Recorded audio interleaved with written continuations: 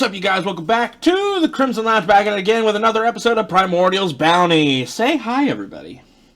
Hello. Hi. Hello. I want to die. So does everybody. Yes, we're back at it again. Welcome back. How is everybody feeling after the last session, with all this time in between you processing the Battle of the Imperator? Fuck that creature. I'm happy it died. I feel bad for talentless monsters. You know, I was looking back. Honestly, it only lasted for about 3 rounds. Yeah, but I think the only reason it was technically one of those things that dragged on longer because it felt like it. Also because we were tense and stressed before it even showed up. because we all knew that baby was a fucking lie.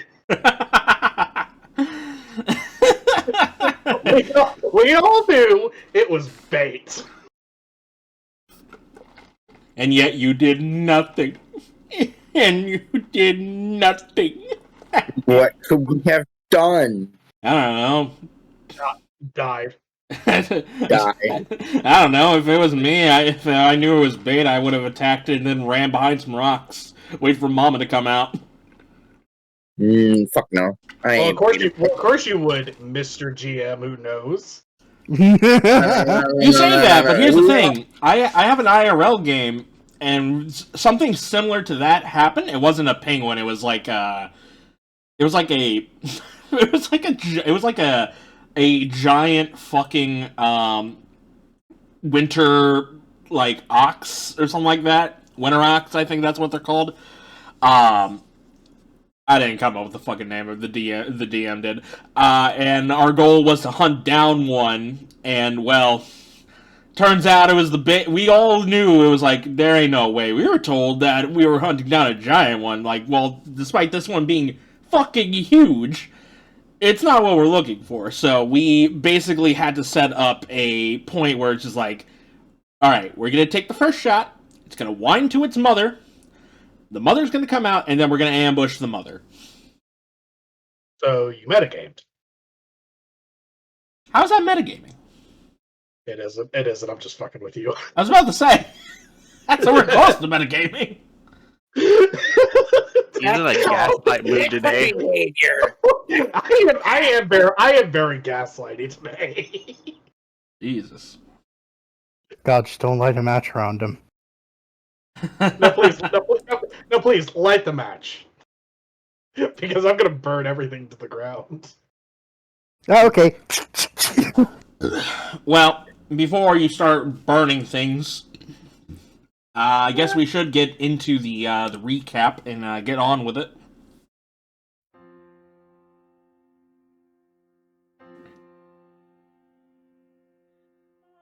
When last we left our crew, Zilyana the Succubus Witch, Starzin the Lalafell Artificer, Sips the Slimefolk Monk, and Brutus the Envie Ranger. The party arrived at the village of Frostspire, preparing for their next great challenge, the hunt for the Imperator, the King of the Penguins.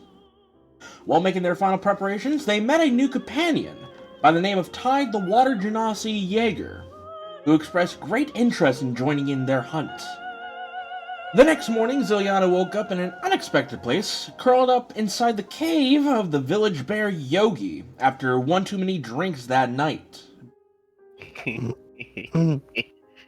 Once she reunited with the crew, the hunt began. Spotting what they believed to be the Imperator, they launched their attack, only to realize too late that they struck its child. The young Imperator cried out, summoning its mama and her army of penguins. What followed was a brutal battle. The party fought tooth and nail, but not without cost. Metra the High Elf Wizard suffered severe injury, that being a minor neuralgia. Even so, through sheer determination, the crew triumphed over the enraged Imperator and its flock. With the hunt concluded and wounds to tend to, the question remains, what do you guys want to do?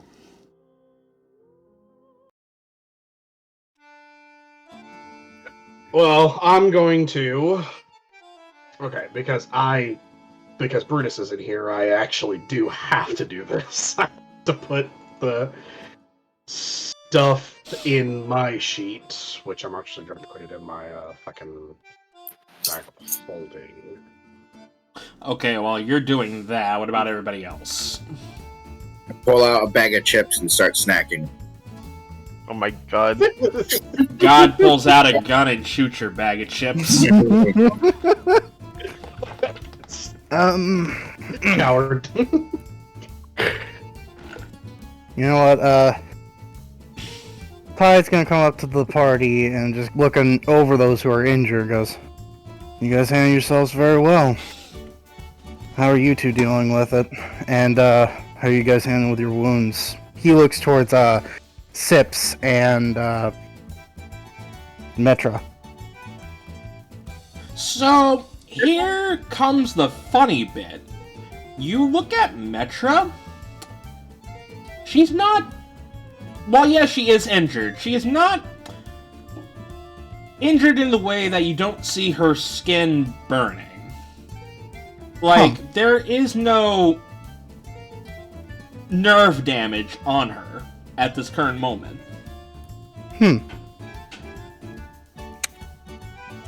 I'm doing pretty okay. Well, I'm surprised to see both of you are doing very well. Very well. Sips will weakly, well, kind of, not weakly. She will kind of like smile a little bit.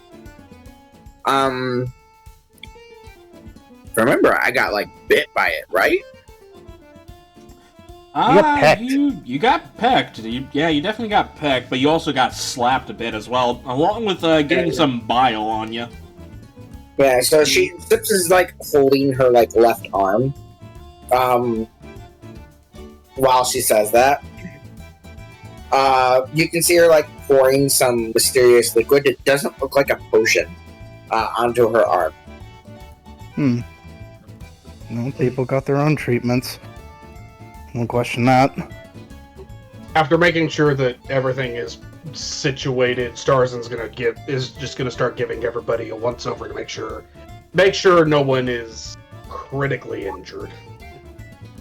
Yeah. Pain. I mean, so far everybody's pretty alright. Maybe nothing but a good long rest wouldn't fix, but again, you look over at Metra, she doesn't have any lingering injuries on her. He's going to just raise an eyebrow and just keep, like, he's just raising an eyebrow and asks, Metra, are you okay? Yeah, I'm fine. But I'm gonna need to repair my clothes. Oh well. You don't feel anything that's particularly off? No burns, any specific pain or anything? No. Why do you ask?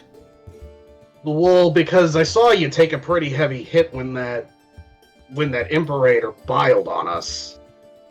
Oh, right. I forgot. I need to explain this bit. So,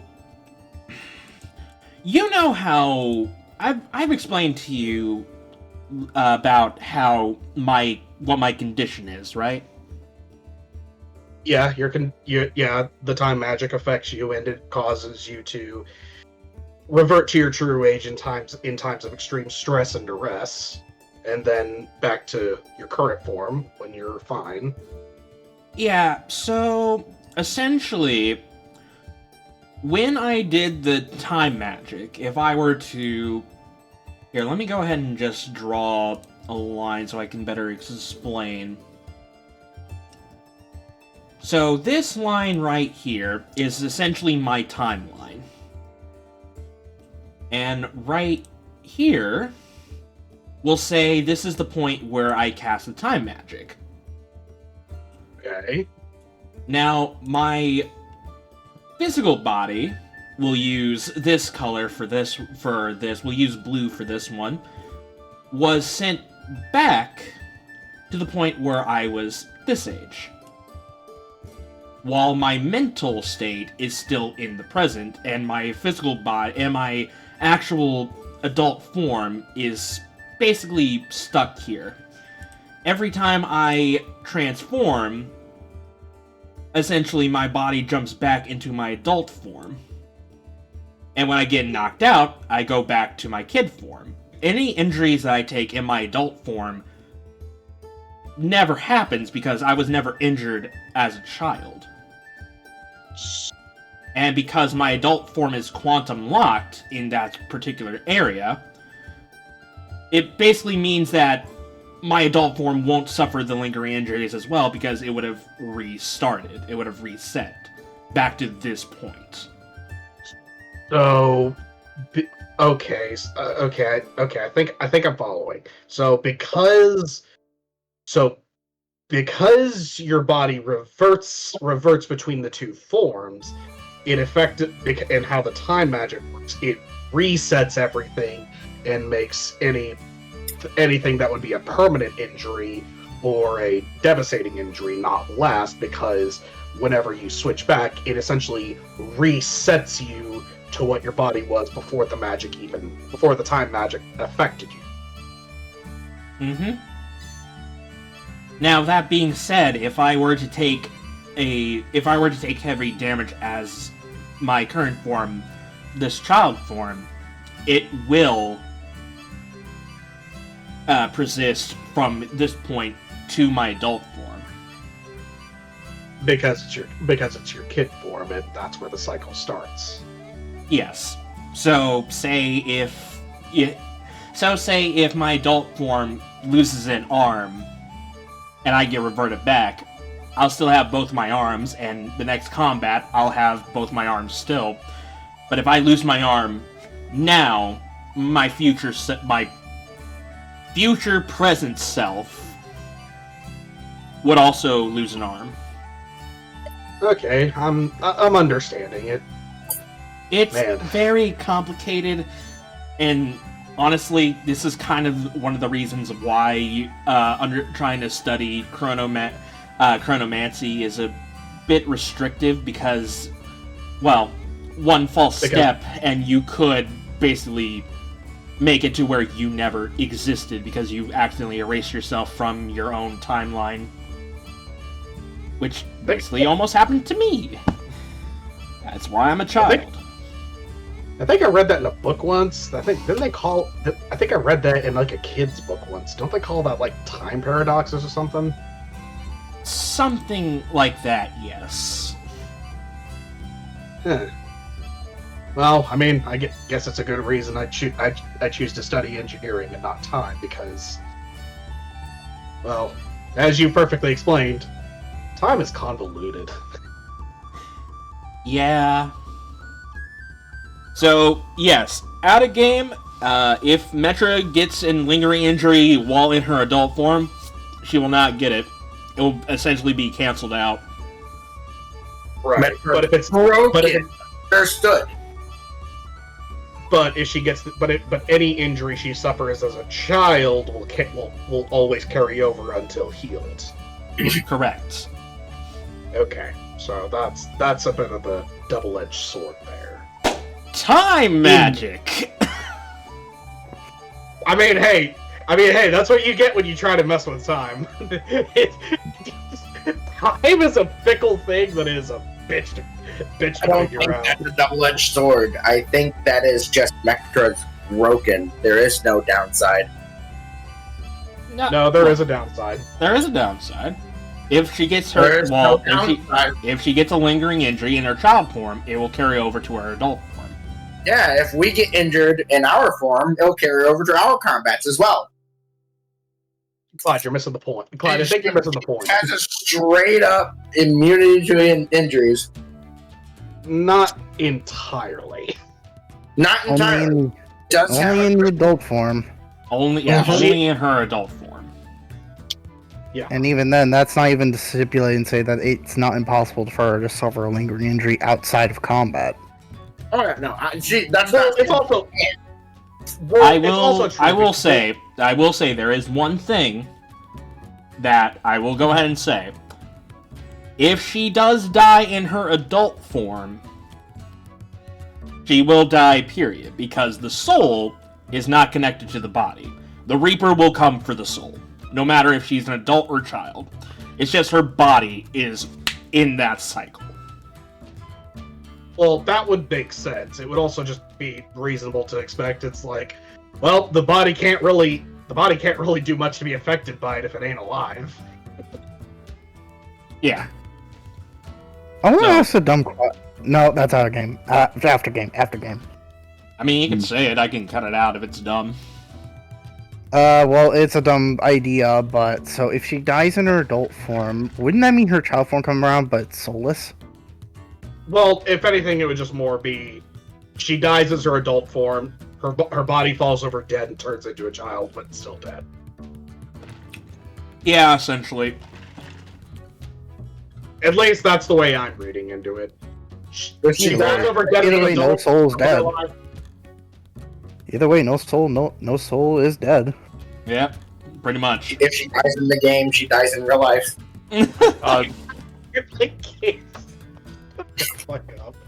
But yeah, that is a good question. So yeah, adult form, child form. If she dies, she's dead. There is no coming back, unless you have the Totem of Undying and you give it to her. But that's just one way of reviving her. Anyways, Starzin, after taking in the information, just processing it, is just, well, on the bright side, I'm just glad you're okay. Because that bile really burned. He says as he's just shaking his fist, some of it coming off of his arm. Yeah, I'm feeling a bit of the lingering effects. I'm trying to get it all off me as she casts his prestidigitation to clean off her clothes. Another bright side to me taking damage in my adult form is that after the combat's done, I don't really feel it afterwards.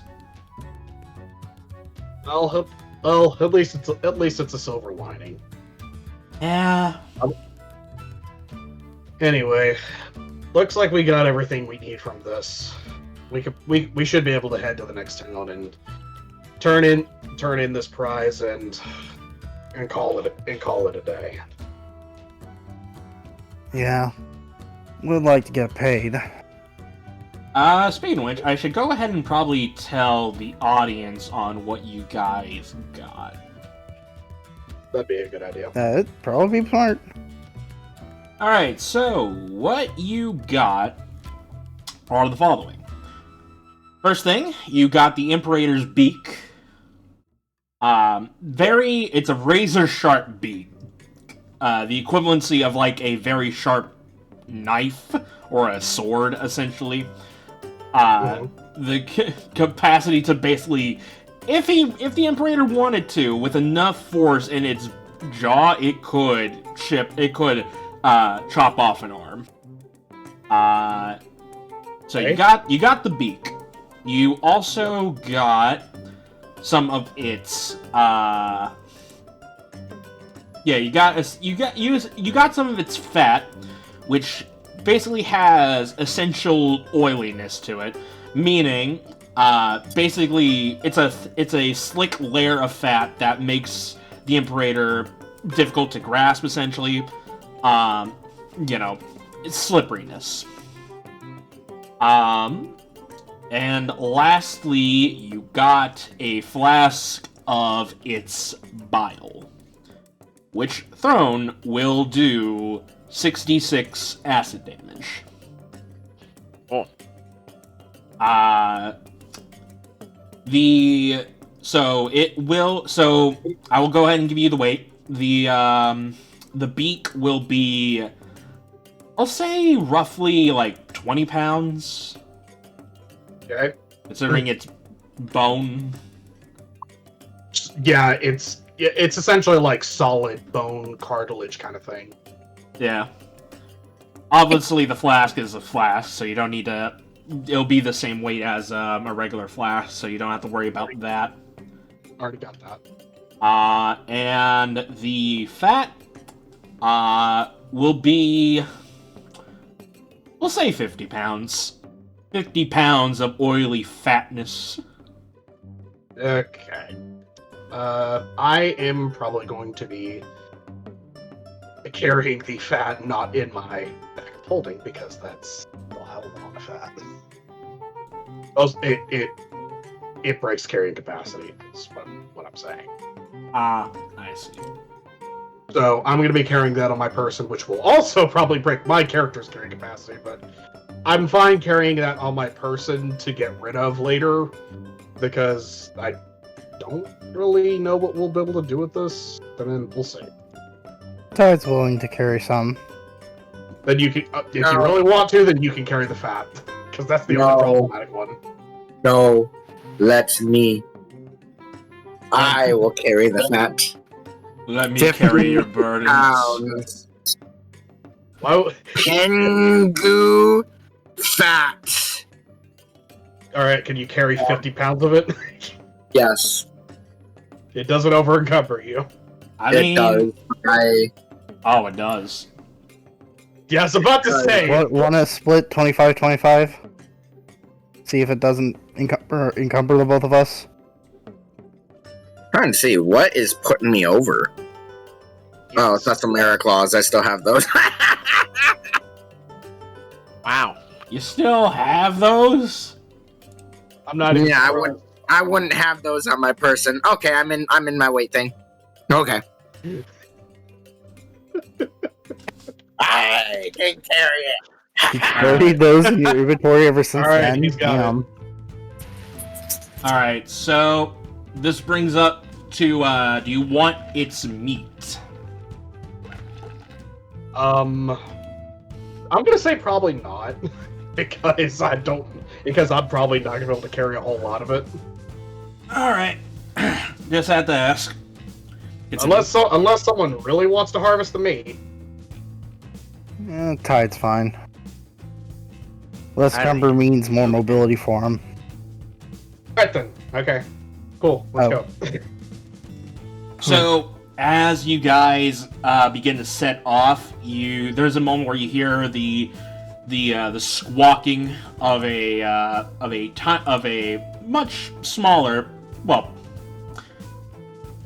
I say smaller. It's still pretty big.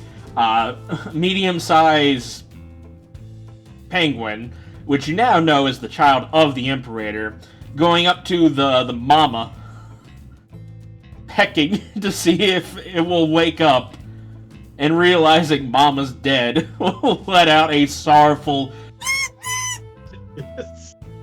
We should have killed the child too. as...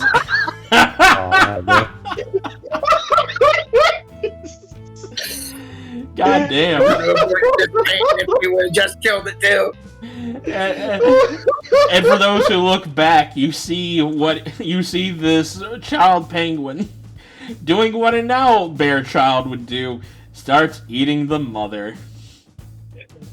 Mother, I desire sustenance. I will not devour you. This is what we left behind. Oh god, you roboted right there, boss. Yeah, I gotta grab a drink real fast. Oh, come on.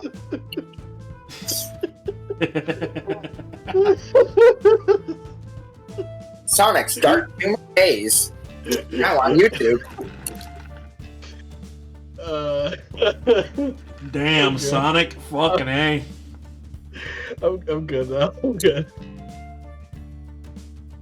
Anyways. Yeah, so I will go ahead and take you over to the map.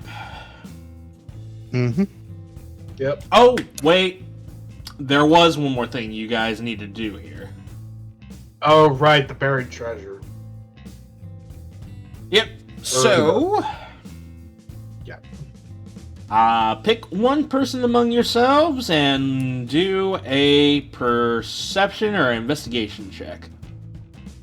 I would like to go on for this tribute.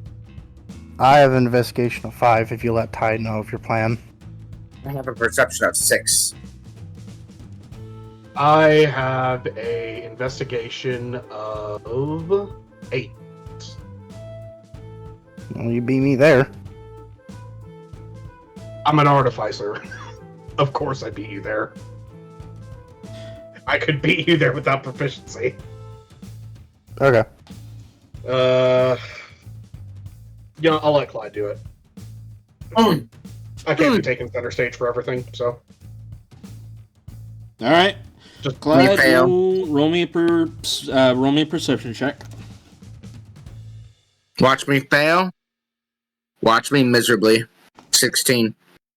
That is just enough. And now good karma's gonna come for me. Come back around for me. I got you, fam. I got you, boo. Okay, so starting off with Starzin, go ahead and roll me a D100. Okay. 9. I don't like that. Fucking broke ass pirates, I can tell you that much. I don't like that at all. Alright. Tide, roll me 4d6. Okay. Wait, hold on. Mm. Nope, stop. I'm fucking up really hard. It's been a while since we've done this. Okay, do I need to re-roll? Yeah, reroll. I fucked up. I was looking at individual treasures and not treasure hoard. Yeah. Okay, okay, tell me what I need to roll. You need to roll me a 2d6. 2d6. 4. Wow. Even My Battletech curse from yesterday carries over. God damn it. Alright. Jesus Christ. The worst part is that this is, like, Battletech yesterday, this was my luck. Like, even on 2d6, I could not roll higher than a 5. It was pissing me off. Alright. Brutus, or Tide, roll me 2d6 as well. Okay. Do better than me. Do better than me. I will not. I will do just as bad as you. Wow. Why do you fail me, boss?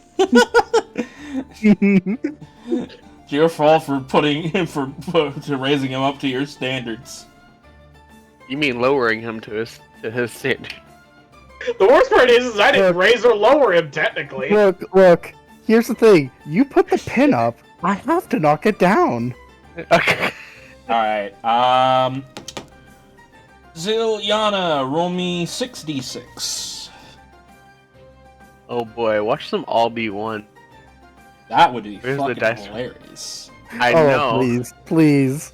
There's Watch the to see how much D6. damage we take. There's the D6. There's the 6. Abba! Okay, thank God. Wow.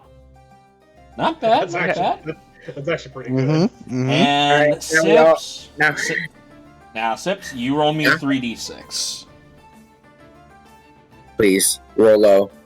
Roll terrible. Roll trash. Just get dual ones. Yeah! Ooh! I rolled a 15. A 3 and 2 6s. Alright. Okay, so boss, roll me a D100. Okay. 8. You have failed me for the last time. That fucking sigh. Alright, and I guess Starzin, go ahead and roll me 2d4. You know what? I'll take it. The highest and the lowest. You have failed me for the last time, Starscream. What are you gonna turn me into, a bobblehead? No, I'm just gonna punch you on the ground and shoot you. We can make this interesting. Okay, so I'll say everybody roll me 1d10. Oh boy. Alright. And if it's a repeat of another one, elect one person to reroll. 10. You're saying so if someone gets the same number as another one, Damn there's a it! I reroll? rolled a 10 too! Wow! Thanks! Well, yeah, boss, he rolled it first. He rolled it first. Fuck you! Yeah, everybody roll me a d10 real fast. Hold on. Alright. I rolled a 5. Alright, got me. Okay, Yeah, boss, okay. you're the only one that needs to re-roll. God dang it! I swear, if I get a 1, I'm gonna just leave the game for a bit. You don't know you don't know if a 1 is a good thing or a bad thing. I got a 3. No, but it would be very funny. I think I'm pretty So, close to it. starting off, so in the chest there was 400 gold. Sorry, there was 400 copper pieces. Okay. 4,000 silver pieces. Okay. 2,600 gold pieces. Okay. 2600 GP. 150 platinum pieces. Oh. Yo? Ooh. Well, it's my roll. I know it. Yeah, it was. And you get 5 pieces of artwork. Starting off with Sips, you get a golden locket with a painted portrait on the inside of it. What does the portrait look like? This is very important. It looks like a nobleman, a Ice Genasi nobleman. Alright. So it was a painted portrait with what else? It was a golden locket with a painted portrait inside of it. Okay, golden locket. Yep. Up next is Zilyana. You get a black velvet mask with stitched with silver thread. You're not gonna sell it, you're gonna wear it. Yes. I'll wear it in the brothel. Yes. You know what the black you know what black mask with silver stitching, or black velvet mask stitched with silver thread. Yeah, I'm typing it all. okay, please do, because right now adding it is gonna be a struggle. So Creepah, Starzin. Okay. You get a small mirror set in a painted wooden frame. Small mirror in painted. Next. And tied, you get a bag of dirt. Oh my god! I got a bag of dirt! I got a bag of dirt! I got a bag of dirt! And guess what's inside it? Gaslighting. Gaslighting. Actually, you look inside of it, there's a small golden bracelet inside. Is that actually was that actually what he gets? Oh. Yes, he actually gets a small golden bracelet, but I had to add in the bag of dirt. Small golden bracelet. Each of these is worth 25 gold pieces because, boss, you rolled terrible. Yeah. We'll deal with the dividing either during break or after session. Alright. There we go. Oh wait, hold on. My apologies. There is one more artwork that I need to roll. Oh boy. Oh yeah, you said 5. Yeah, I forgot. Me? Well, not that one. Oh wait, no, that was the right one. Yep. Did you get a 9? No, I got a 1, and I thought it was a 10 until I realized it was the other D10 with the 2 numbers on each face. Ah. Boop, boop, boop. Okay, so the last piece of artwork you get is a silver ewer? Silver.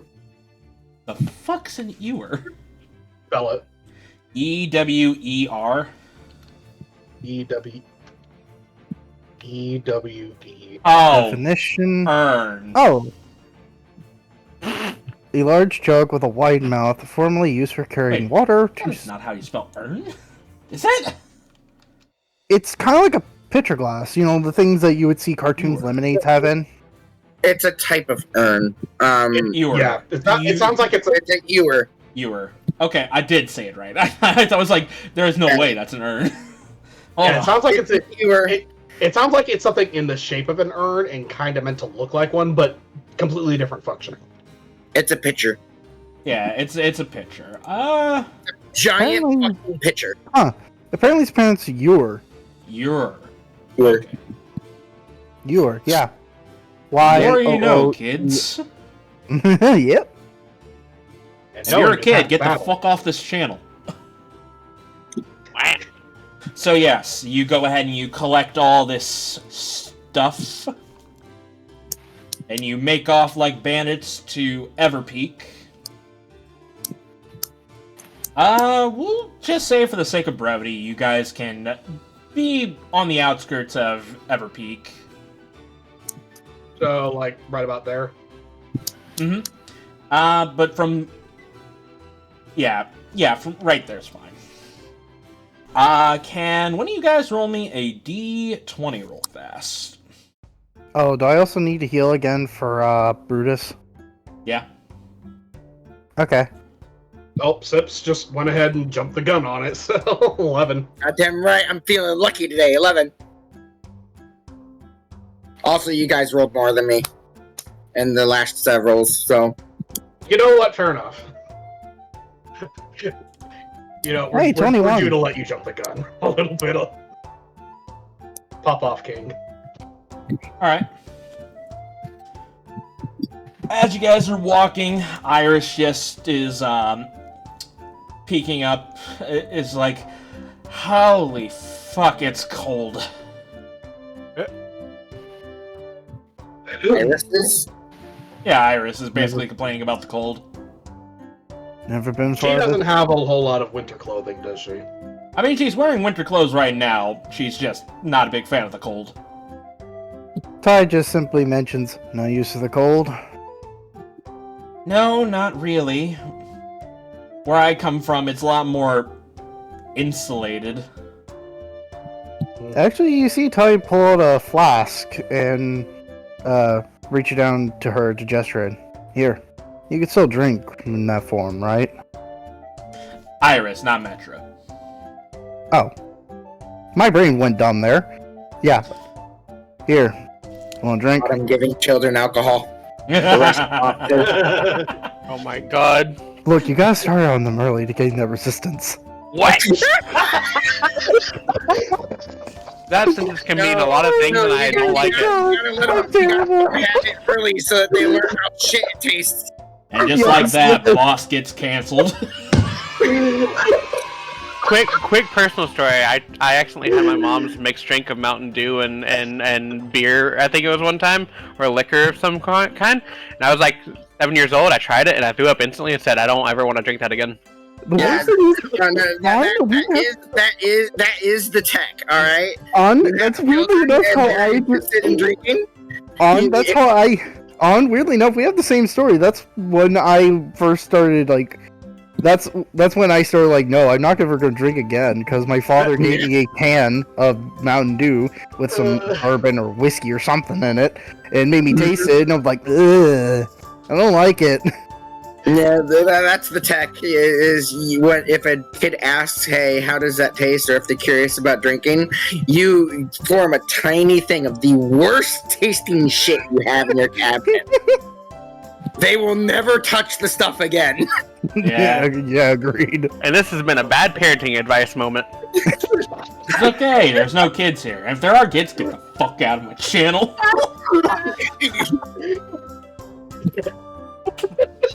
Those I'm who are looking at you, staying. John. Looking at you, Johnny. Coming for you, Johnny.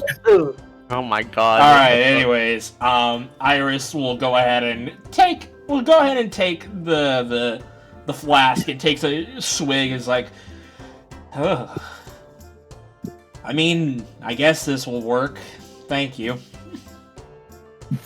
You're welcome. Starzin actually kind of kind of starts walking over to Iris. It's like, he tinkers with his arm for a minute. By that, he's switching the elemental dial on his arm to one of the fire crystals, and I imagine that like it's not really so much of a active effect, like an activated like spending the charge, but like passively it would make his arm a bit warmer, kind of akin to like a radiator kind of thing. Ah, You know what I mean? I see what you're doing.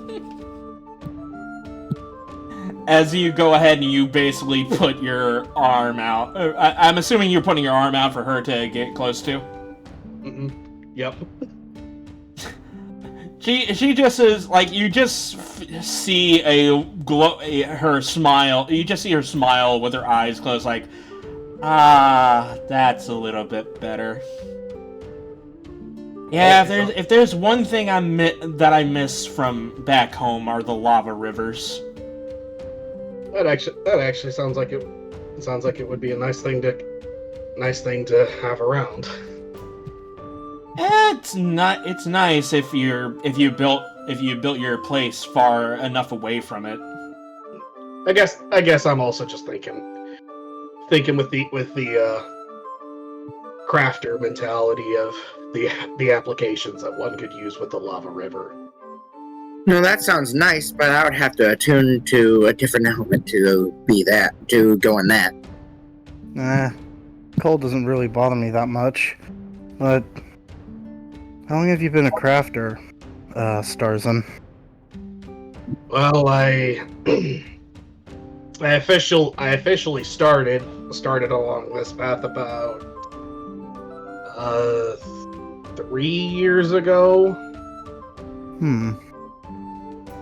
3 years ago. Yep, 3 years ago. Did you lose it 3 years ago? He kind of just points to his own arm, where Starzin's arm is the metal one.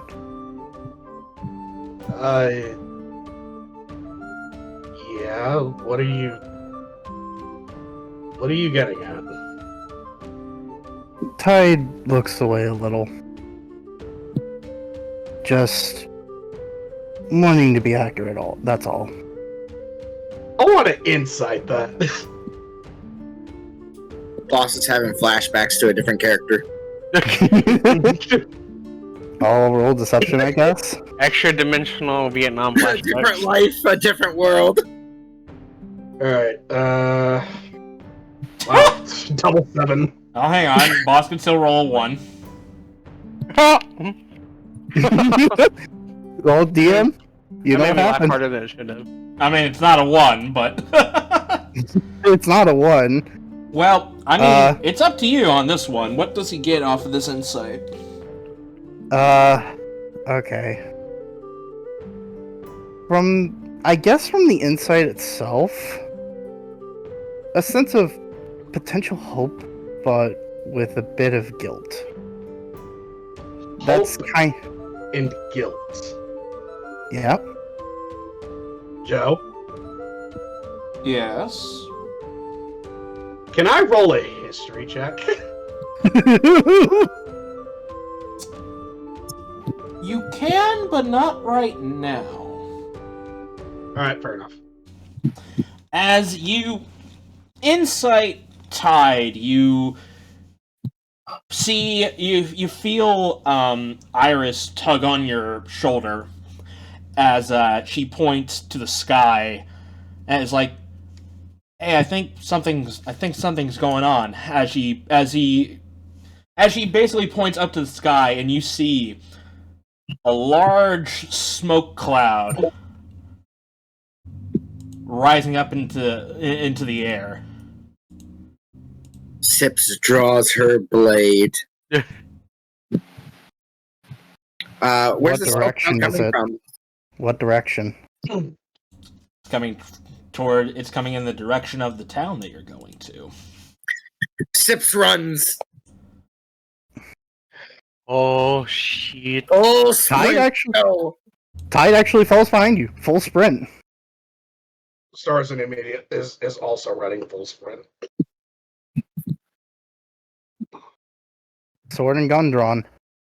As you get closer and closer to Everpeak, you arrive to see the village lit aflame. Buildings are being torched and burnt to the ground. Both men, women, and children are trying to escape from their burning buildings and helping each other out. But you see many of corpses on the ground. Some of them men that have weapons to their arms. You see you see some Tempest militia as well. And Starzin, this is bringing back some memories, so I need you to roll me 2 things. Okay. I need you to roll me a wisdom saving throw. Ooh, okay. Wisdom saving throw. It's a fucking 5. Now I need you to roll me history check with advantage. Okay. Oh, 14. Just like before, back when you were living in your village, the signs of a absolute raid coming in and torching the place, the killing of men, women, and children, from preventing them from escaping. It's all flooding back to you as you have quick flashes back to your village and flashing back to the present of Everpeak. And as you look upon this chaos, you remember a few things. As you see Tide run in to help some of the local villagers, either by helping them escape their buildings or something along those lines. I'm assuming that's what you're doing, Tide. Yes. There's a moment where you flash back and you see a ocean knight. Then you flash forward, you see Tide. Flash back, flash forward, flash back, and then you make the connection.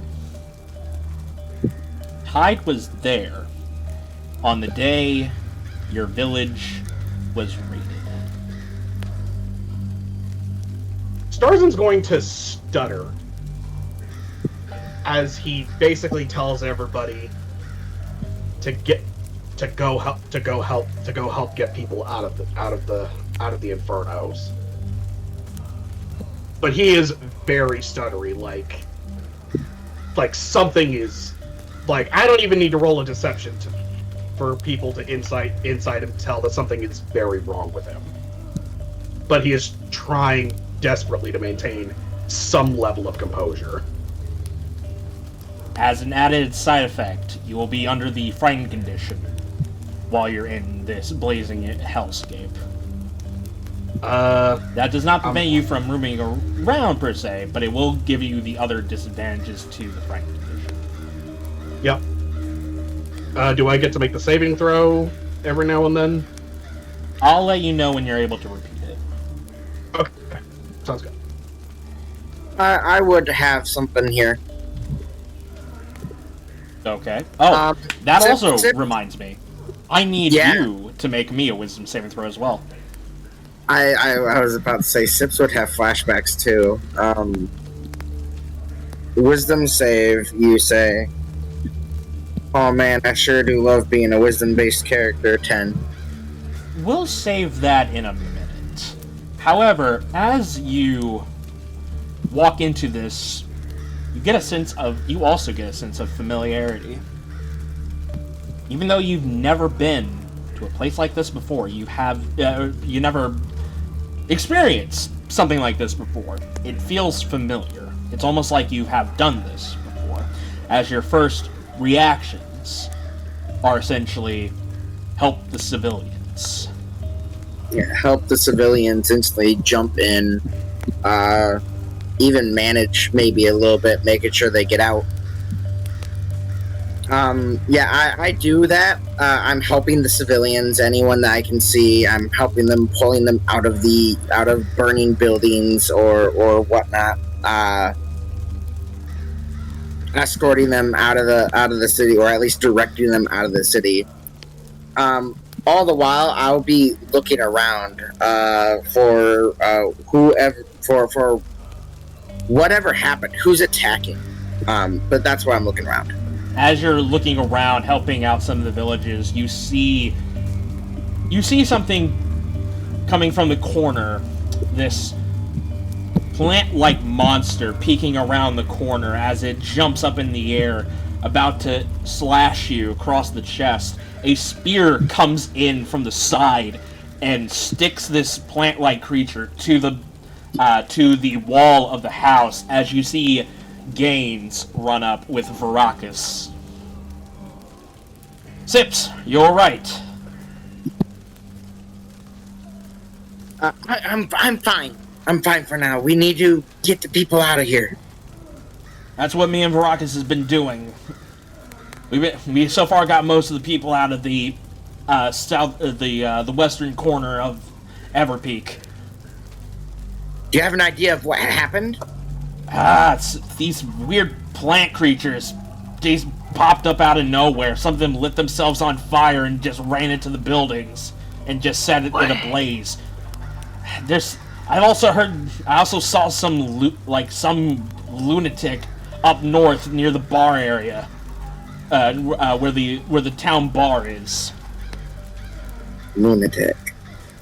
Sips will say thank you, and she will run towards that area.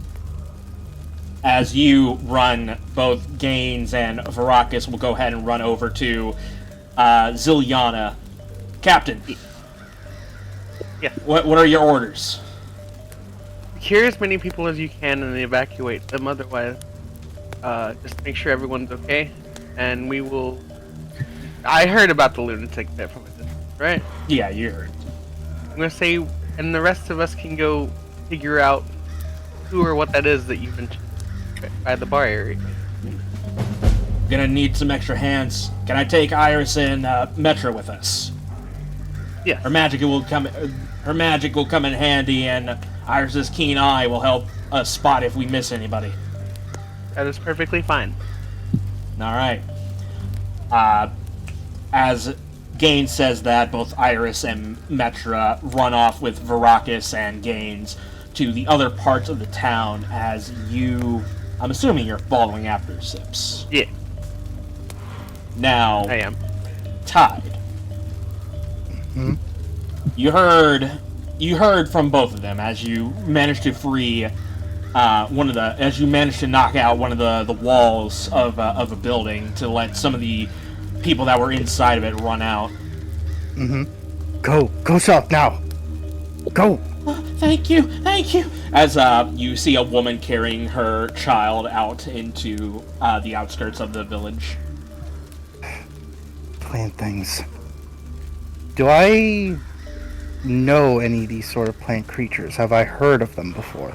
Do they look familiar? Roll me a history check. What? Okay. History or nature? One of your choice.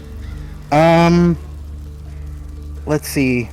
History would be more my expertise. I also remembered something about the Jaeger class I should have known and done beforehand, but I was a dumbass. And it is some of the abilities that, like Eldritch Hunter, that give me bonuses. If these plants are of these categories, such as Aberration, Celestial Fiends, Monstrosities, or Undead. If they are not, I do not gain these bonuses. They are plants, so... Okay. Well, roll your history. Man. 11. I'll say you're somewhat familiar with these creatures. You don't know much about them. You know that these things are... they're called blights. Basically... plant-like creatures that were born from magic from druids or stuff like that. Okay. Why the hell are there blights here of all things? Worry about that later. If seeing no other civilians, I'm gonna follow behind where Zilyana and Sips went, and I do notice I'm not seeing Starzin, and I turn back to where he once was. Do I see him? Starzin, Yes. what do you do?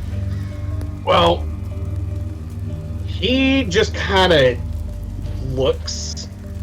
His face kind of gives off a very mixed, angry, sad vibe, but he's definitely contemplating on what to think about. But then he kind of remembers the situation at hand, and he looks to him and basically says, "We will talk later."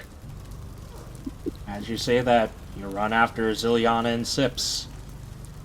As the two of you, as the four of you, make it through the town, you see more of these plant-like creatures either setting themselves aflame and attack the nearby locals, or just striking down the Tempest militia. You manage to get a few of them down, but these ones are pretty fucking weak. A single sword slash would deal enough to knock them out, but it's just the fact that there's just so many of them. As you make it to the town square, where you see essentially the tavern, the local tavern of this village is set aflame, and from the fire of the building, you see a large, shadowy-like figure silhouetted by the flames, and there's a moment where a hint of fear basically rushes down your spine. The familiarity of it, you don't know why you're afraid of this silhouette, as its glowing red eyes stare into you, but then fade away. As you see on top of a owlbear, a manic-looking human man, short, messy brown hair with a beard, somewhat nice and trim, not wearing a shirt with war paint on his chest. Part of his body is covered in red from his left arm. From his left arm is covered in wood, but yet it's not catching a flame. As you see, as he's on top of this owlbear, holding up the neck of a ocean knight. Is this really the best that this village can offer? I had more fun dealing with bounty hunters than worms like you. As he breaks his neck and tosses him into the ground. Sips, seeing this, she shakes her fear off as the eyes disappear and locks her gaze with the manic man on top of the bounty hunter as she draws her blade and shouts out, "Are you the one who's causing all this?" More wannabe heroes preparing to die. Let's hope you can perform a much better fight than the ones that I've already dealt with. I must say it has been quite a boring raid. Hyde is just gonna get ready, aim his gun at him, and it just goes, "For the crimes against these people, you will burn." Wannabe heroes or not, we're here. We're going to do what's right, and you will be brought down to this day. I think that will be a lot harder than you think it will be, but I'm always want to own up to a challenge. Very well. You shall have. I would say at this point, roll me initiative. Got it. Oh my god. 11. Damn. I got a nat 2022 initiative. 15.2. I got a 5. I don't even know what I want to do to him. Actually, no, I do know what I want to do to him first. Gonna curse his bloodline? I'm gonna give him misfortune. And that's all I really can do, because I don't really have bonus actions.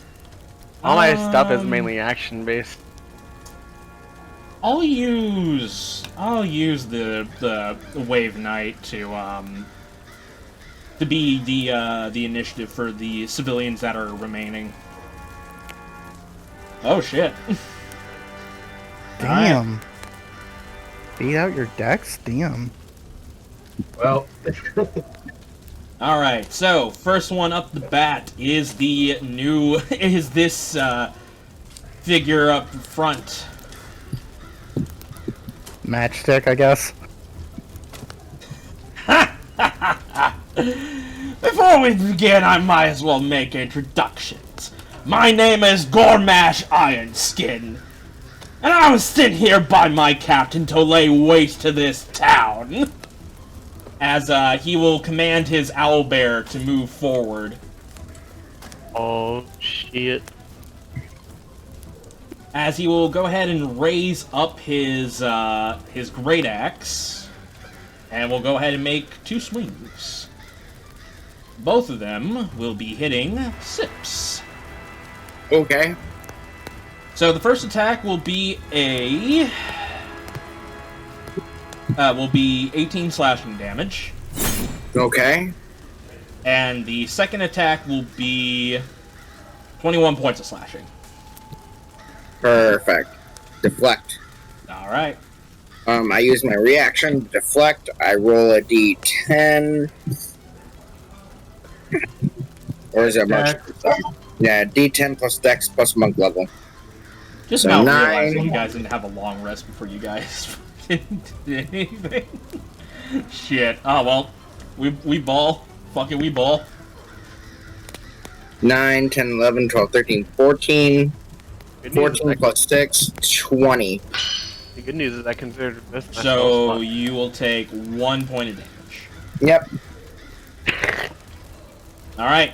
As you take one hearty slash from the great axe, it comes around with an overhead, and you manage to block off a grand majority of his swing, but he swings pretty fucking hard. As he nicks you for 1 point of damage. As a ho-ho! Someone's spry. This is gonna be fun. Zilyana, it is your turn. I want to cast. I don't know.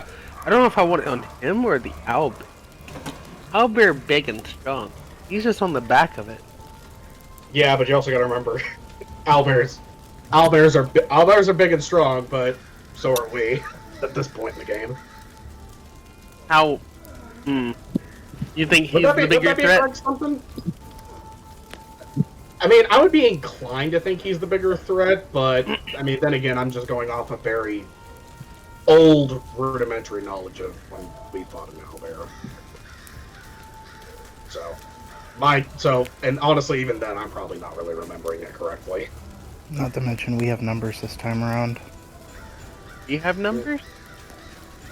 He has numbers. Oh, I was say we don't have numbers. I don't know. I mean, honestly, it's not a resource though. So I mean, if the owlbear dies, I can switch my target. It's not a resource. Yeah, that's actually true. So I mean, go ahead. Go for the owlbear first. Okay, I'm going to misfortune the owlbear. All right, you go ahead and you cast your spell on it. As the owlbear is now cursed. Yeah, I hex him to be not so fortunate. And then I think I'm out of range of their attacking. Oh no. No, I'm not. There's multiple little guys around. I forgot. As you look I don't around, like being this close. You look around and you see various sizes of these plant-like creatures. Some of them look like to be covered or basically made up of vines. Others are have razor-sharp vines, and some of them are just made out of wood that are shooting needles at the civilians nearby. I'm a leaf. That's all I can think of. I don't have anywhere safe I can back off to. Question. Is there anything I can do to scan the area and kind of gauge which is a lesser threat of these around back this way and over here down to like down to the south, the southwest, and southeast? See which one would be an okay thing if I got in trouble. I could handle it on my own. Like a gauge of how they look. No, I know you can't give me stats, so more or less, it's just based on looks. And I might get fucked up anyway. I guess you can roll me an insight check. All right. Insight how strong these enemies are. That's an 8. Oh man, they're fucking walking bushes. You can take them. Yeah. Oh man. Fucking All right. If I get in trouble, someone help me. But I think they're easy. My character does. I think they're just big bushes. All you gotta do is light them on fire and they scream. I'm going to move southeast over here. Not too far so I can get help. Down towards the big guy here. Well, I don't know how big he is. I just called him big guy. The big guy down directly south, and there's a stump to my northeast. Towards a dead civilian. I mean, you could just say you move 15 feet southeast near the stump and the 2 burning houses. Yeah, that's a lot. My brain. That's all I do this turn, and in the process of everyone else's turn, I need to reboot my computer, so I'll be back. It's being super slow. Okay. As that happens, it is the civilians' turn as some of them will go ahead and try and make their escape. A water genasi woman right next to a burning building, where close to where Zilyana is going to go ahead and run down the alley. Run down, but yeah, I guess that's an alley. We'll go ahead and run down the alley to escape the battlefield. As she makes it off the map, she will be gone from initiative, or will be gone from the battlefield. The air genasi that is up northeast from everybody's location, between the bar and another burning building and a burning tree, will go ahead and run away as well, taking the dash action, but will be attacked with the attack of opportunity because commoner. Yep. Yeah, alright, that'll do it. The commoner goes down as the claws rake across his spine as he falls to the ground dead. Yep. Commoners, am I right? As another one will go literally right next to the burning bar, will go ahead and start running north, taking the dash action as well. This creature will also get attack of opportunity. That will miss, as this creature uses its vines to try and constrict around this civilian, accidentally brushing his vines up against the wall of the burning bar, recoils in pain as the civilian managed to get off the map without being harmed. So he is also gone. As for the air genasi, I will say, quote-unquote, still alive, but you have a couple of rounds before, he dies. Death saving throws. Well, I don't... For the NPCs, or these types of NPCs, they will not be rolling death saving throw. I'm gonna do the... Huh? It's the equivalent where it's like they're bleeding out and we have a few rounds before they're dead. Yeah, pretty much. Yeah. Which I will go ahead and mark. And on.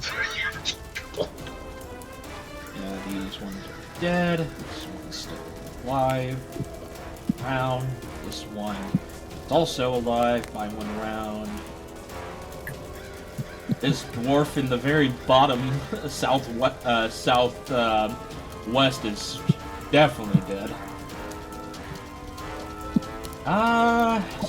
2 rounds on the blonde-haired nobleman, or I say noble because he looks noble, but he's not noble.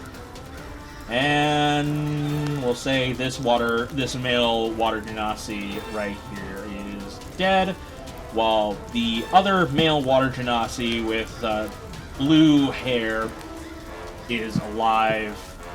Yeah. I think I got all of them. What about that one? Okay. What about what one? The him. West. No, he dead. Okay. Yeah. Okay. I think that's the only one you forgot. Alright. Okay, so... Did everybody get that, or... I guess I did.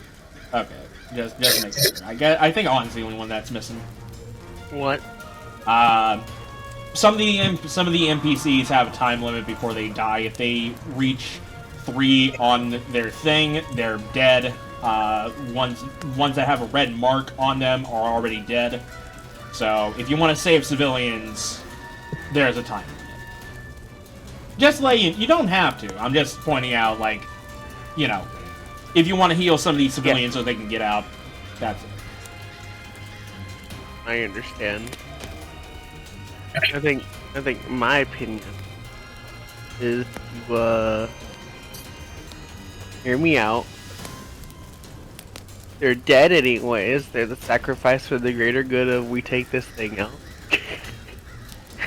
I mean, it's up to you. But anyways, it is one of the creature's turn. For the sake of it, I'm just gonna say its actual name, a Needle Blight. As the Needle Blight will walk up and will aim his arm at, we'll say Starzin. As the Needle Blight will go ahead and raise up its arm, as it will shoot out needles. As one of them will come careening towards Starzin for 10 points of piercing. Ooh. Ouch. As it hits you directly into the shoulder. Yep. I'm in rough shape. Sips. Oh, baby. I think you're in prime range for using one of your best abilities. Oh, baby. Oh, baby. Oh, baby. Oh, baby! If nobody knows what's about to happen, everybody should. So, the main guy on top of the owlbear. Yeah, He's what about about to not. He's about to not be on top of that owlbear. Oh no. Okay. Two-handed Mistral's Edge. 23 to hit.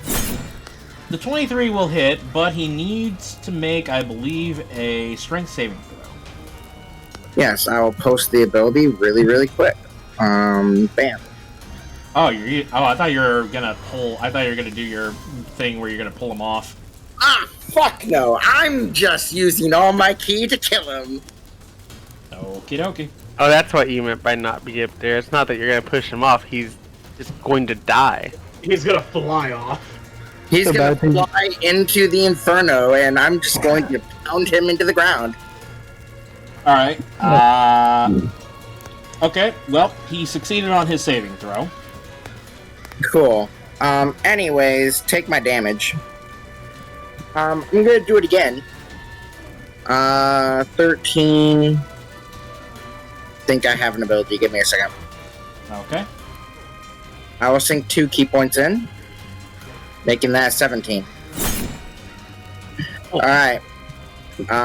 Make me a strength save, because I'm floating 3 more ki into this damage. Man, I need to look up something. Look, I'm not dying. Didn't everybody tell you dying is the cool thing on the block? No, it's not. So, It is. People Is are imparted? ahead of the curve. so you're doing imparted force again. Yes. Okay. How many key points did you spend on the first one? 3. Okay. So, I'm reading this. Whenever you get, when you spend a number of key points on a mystical technique equal to your proficiency modifier, after which you cannot spend any more key on a mystical technique until the start of your next turn. I forgot about that. Where is that? Mystic Techniques? Yep. Okay. So he will be just taking the normal 14. damage. Yeah, 14. That's okay. You stopped me from dealing shitty damage. Well, I mean, you're attacking twice, right? Yeah. So that would be a 7. Yep. No. The 7 is my imparted force. It's the 14. Yeah, I'm looking at your second one. Yeah, at your second attack roll. Yeah. So that's a 7. 7 magical slashing. No. It's 14 magical slashing. That's the first attack. I'm looking at the second attack. The one you focusing. Oh, okay. I was scrolled up a little bit. I'm sorry. Yes, it's 7 magical slashing. As you cut into him, as he stays mounted on his owlbear, there's a moment where both of your slashes basically makes him bend backwards a little bit, like his body, like he's arching his back backwards as he straightened his back with a smile on his face. I can tell you right now, you're definitely doing a lot better than these wave knights. Ha ha ha! Not done yet. Did I just roll a 10 out of 13? Yeah, both those. Yeah, you sure did. You sure did, buddy. Alright, those two will miss. As I kick out at him twice. He blocks both of them by spinning his great axe, so that way you're hitting the axe as he topples you back onto the ground. After that, I think I am going to stay. I'm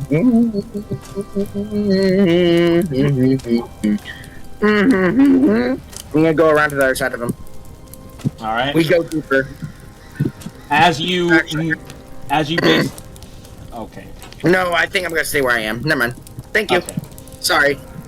As you stay right where you are, you see that the cuts that you put on him, which should be deeper, aren't. Fuck this dude. Alright. Mr. Vineblight, give them a dream. I hate it. Alright. So, as he looks up, so the Vineblight, after he was done sapping the energy out of this Gale Archer, he goes ahead and puts his plant-like arm into the ground, as bursting from a 15-foot radius around you four, vines will appear and cause difficult terrain. Okay, I'm gonna need everybody to make a strength saving throw. Alright. Oh. I rolled a 16. 16? Okay. That's actually higher than I thought I would. Not 20. Wow. Alright. Damn. I used all my luck earlier. I got a regular 20. Well, good news, Sips, you still succeed. Dogging and champing. So everybody succeeds as everybody had a keen eye for this sort of stuff. As you saw the blight, its tendrils come out of the ground and cover the area. You managed to get your feet out of the way before it grasps its tendrils around your ankles. Good news is you're not restrained. Bad news is, except for Sips, it's difficult terrain. I need a medic. Well, aren't you glad I'm right next to you? Alright. Needle Blight number 2. Well, this way they don't kill me. We'll go ahead and shoot at Zilyana. Dodging out of the way as you lift up your wings to block the needles. As it doesn't penetrate you. And that's sad. liked You that. failed to penetrate. Everybody has their off days. Some days they can't get it up. Man, I guess he didn't have enough wood. Alright, Needle Blight number 3 will go ahead and fire at Sips. That will hit for 10 points of piercing. If you want to. You're telling me. Huh? Huh? If you want to use your intrusive thought, you could if you want to. Yeah, I just gotta look at the range of the You should. 60 feet. Yeah. Can I get it? I can get it. It's, Yeah. It's this one right here. But yeah, you I can. mean, Okay. it's still So- in range. Yes. So intrusive thought. Spell save 16 DC, and if he fails, I want him to try to hit the owlbear. It's gonna be so fucking funny if he succeeds. Oh my fucking god! Yeah, he You succeeded. succeeded, didn't he? Nat 20! It had a -1 to wisdom! Why do you do this, Mr. Tree? I think I'm just done with intrusive thoughts. Ever outside of Silvervein got intrusive thoughts to work. I mean, it's even worse considering the fact, like, he has good reason to use it, and has a good chance of most people failing it. I just think you need to invest in some items to give you higher DC, man. It's not the DC, he got a nat 20, it wouldn't have mattered. It's Okay, the you fact know what? that- Fair. It's the That's fact true. that Joe This roll- can't fail to save his life. The thing got a nat 20 with a -1 modifier. Okay, Yeah. true, but at least getting something to You help know your what? DC. Because I feel like I need to show proof. I will go ahead and Take a send picture. this. I will go Take a ahead and send this. He did. I'm sorry, This game is bullshit. And Alright, well, regardless, as the needle will come towards Sips, dealing 10 points of piercing damage.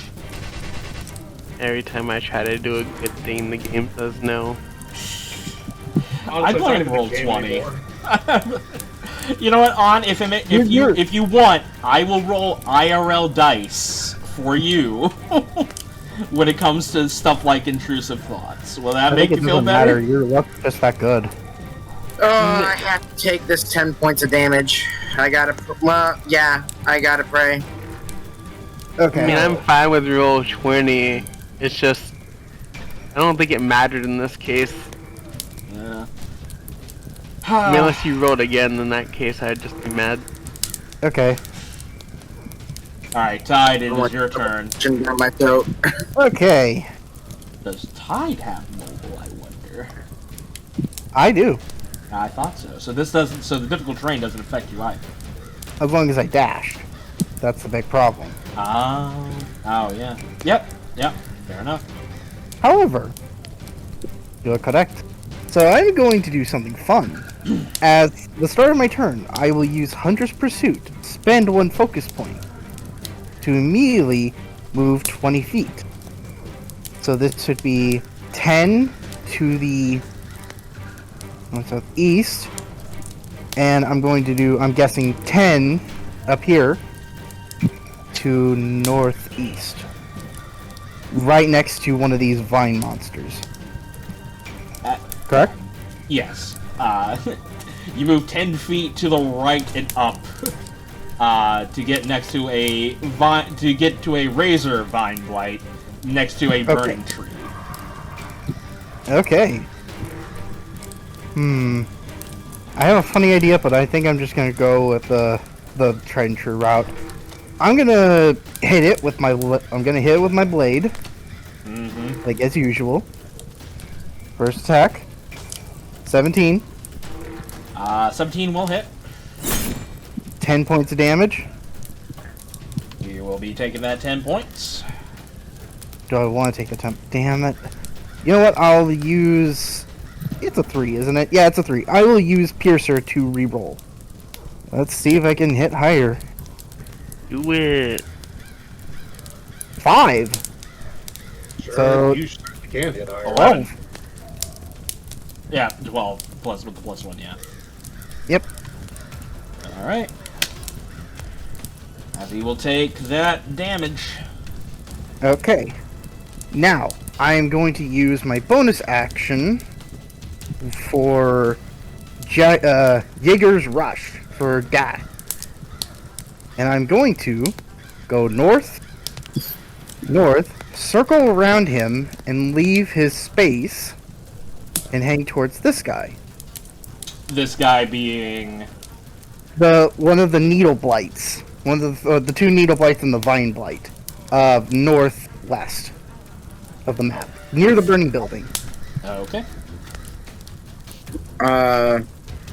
I believe that would trigger opportunity attack, though, boss, unless you avoided the... Oh. No. He has not hit the owlbear. Yeah, that is true. I have not hit the guy or the owlbear. Yes, you're right. So, they would both get attack of opportunity. I'm sorry. I No, did... no, it's fine. I was actually hoping for this. Alright, so starting off with the owlbear, he will go ahead and make a claw attack. Yep. That's a nat 1. And the guy? Well, roll the D100 first, I'd say. Yeah, I'm rolling D100 first. Man, can you believe if he Oh, falls yeah. over and knocks the guy off? That is a 26 on the D100! Good.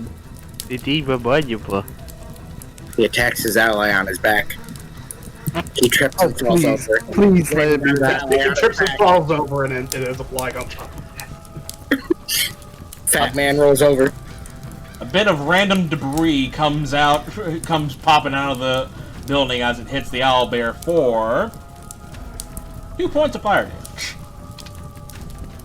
Ooh. Nothing major. As for Gormish, Yeah. oh yeah, that'll hit. As he sees you running over, he's like, "And where do you think you're going?" As he swings down with a 23. I will use as a reaction Weapon Parry! I've been waiting to use this thing. It Okay. allows me, as a reaction, when I am being hit by a creature I can see within range of a weapon I am holding, either my gun or my sword, I can spend a focus point to do a special attack against this creature. This attack does no damage, but instead blocks in an amount of damage from the incoming attack equal to the weapon's damage roll. So, I will roll an attack, and the damage I will block will be...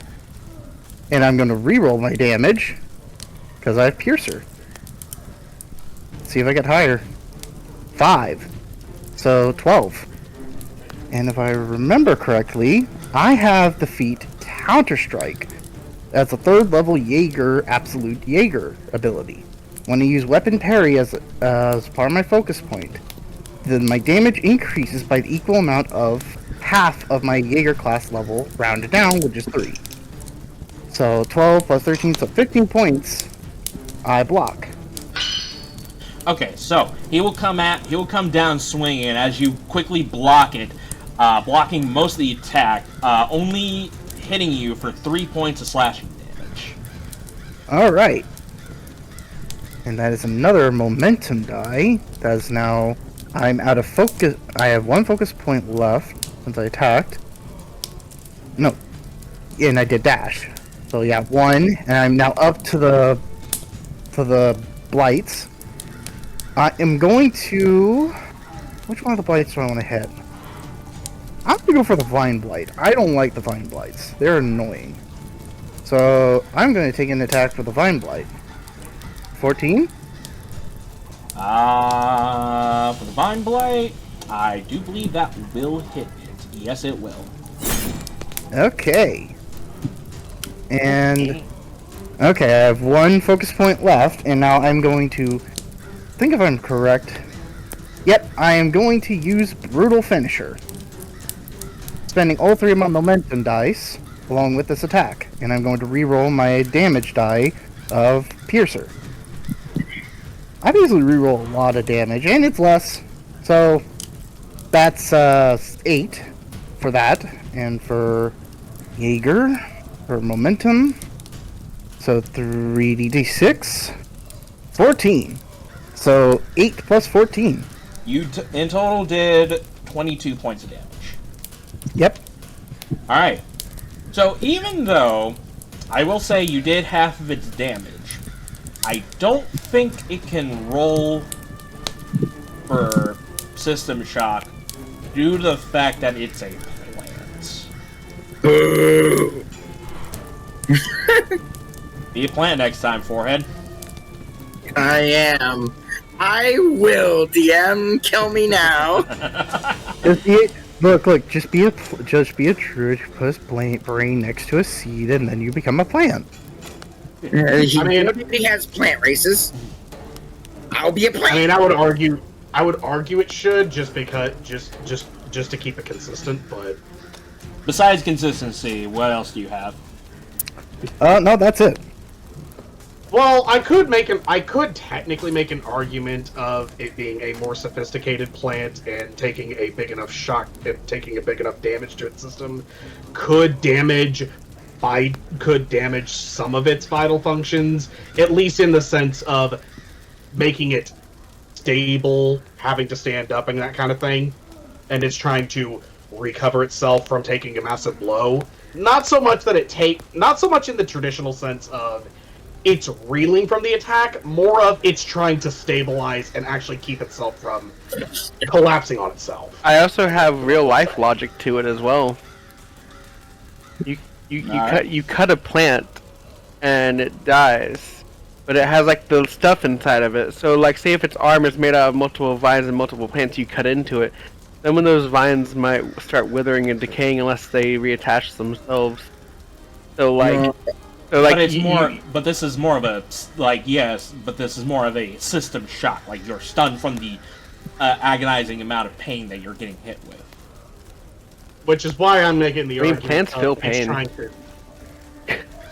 Well, it's also why I'm trying to make the argument of it's not trying to reel from the pain, it's trying to force its system into overdrive to recover from the massive blow. That's another way to put feel it. pain.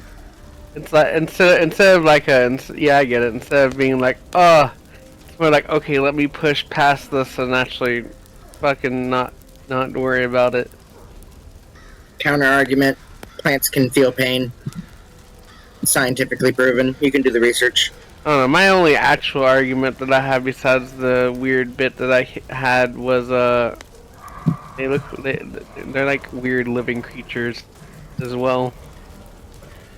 But they're plants. I like the plant people from Starbound. I say to my argument, feel free to do as you will. Yeah, it's okay. I'm just gonna say bullshit. I'm also okay if they don't. Go on. I'm just gonna go with my gut here. Yeah, Right. It's fine. Go on. Yeah. Anyways, so yes, you go ahead and you cut into this vine blight as you cut through its vines. Half of it's just sticking to the side, just like Is that all you do, Tide? Yes. I don't think I can move without doing additional attack opportunities. Alright. Needle Blight will go ahead and fire. Needle Blight number 4 will go ahead and fire at Zilyana. That will hit. You bitch. For 7 points piercing. I just imagine that the Needle Blights are holding up Needlers from Halo. Oh man, please no. Get shot with enough of those and you explode. Not if you outrun the bullets. You don't. You can. I just imagine. You do. God, I just imagine the reason why they're purple is because they're lavender scented. Alright. Sniff them lavender crystals. Alright, so that Noodle Blight fires at Zilyana for 7 points of piercing. As we move up to one of the Razor Vine Blights, as he will go ahead and use... He's going to go ahead and make his way forward into the vines, which, surprisingly enough, he's walking through it just fine as his vines kind of mesh with the vines that are on the ground as he's just walking through them unscathed. Man, can you imagine if he gets a speed boost? Because technically, if it's vine ground, he's just like, oh look, my home.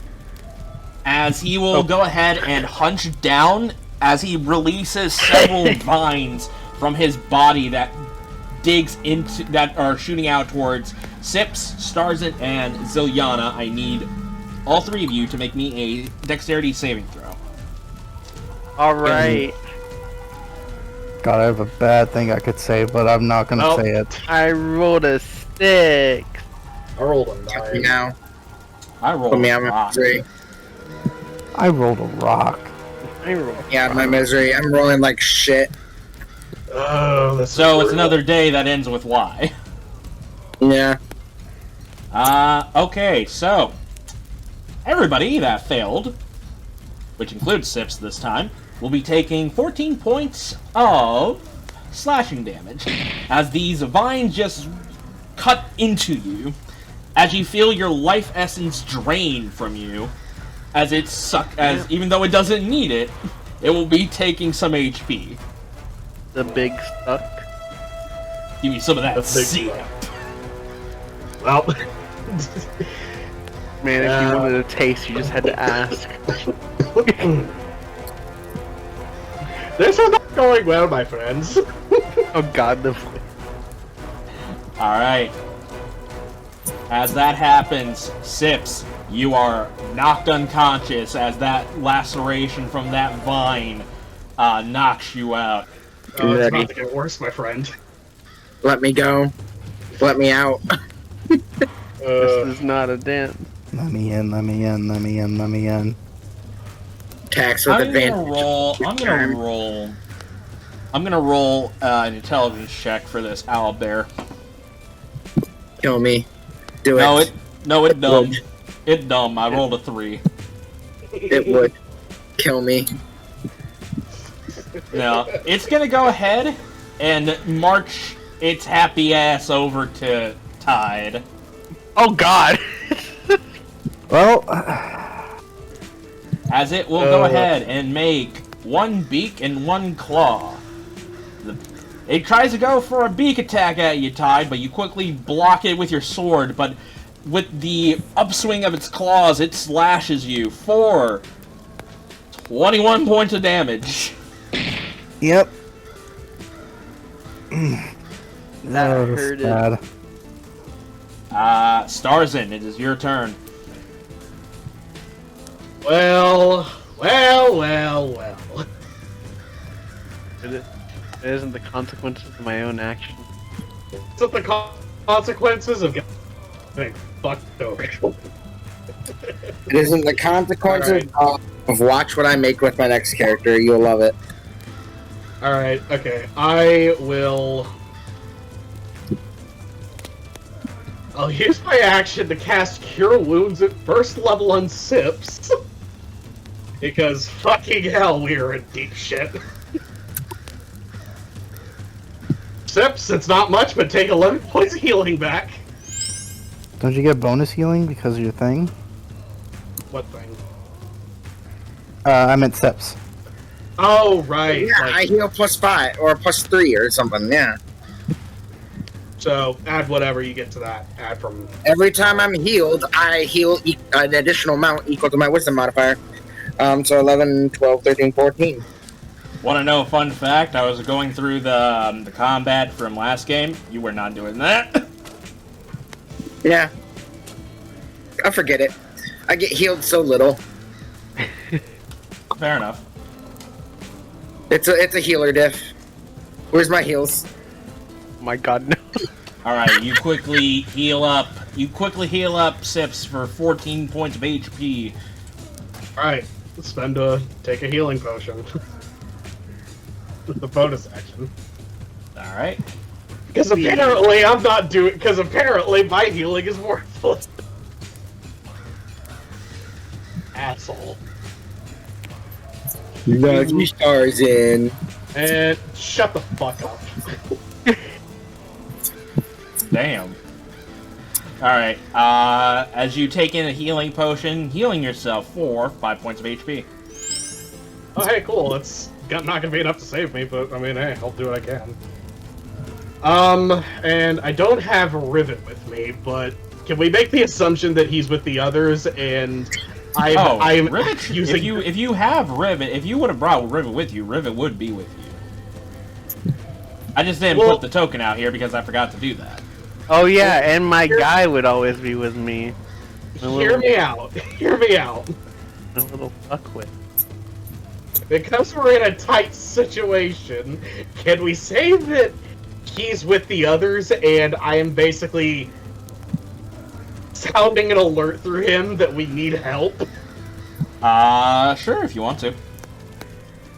And they need to hurry because we're in deep. I need Stitch with me that I forgot about. Well, go ahead and get Stitch out. Alright. I need stitches. Alright. my It God, is now Vine Blight number 2's turn, as he will go ahead and try and constrict Tide.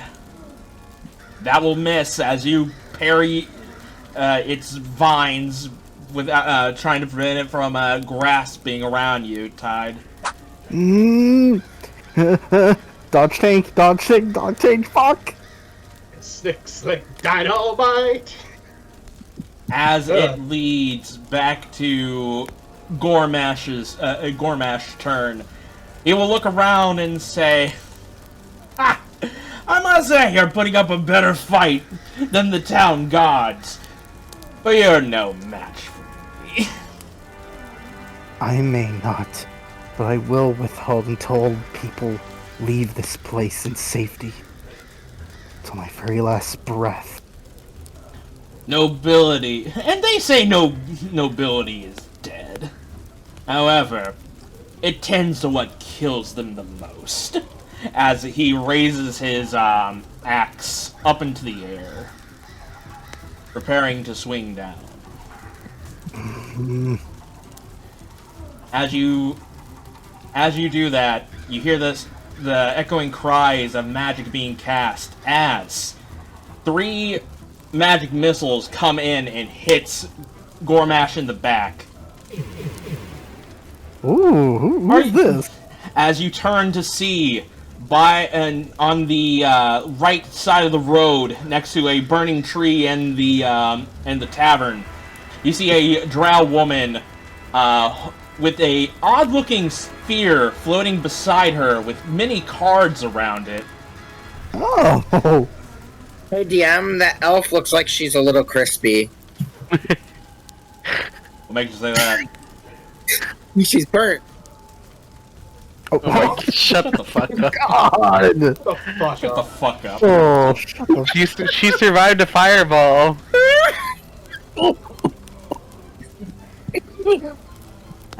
will go ahead and cast Magic Missile.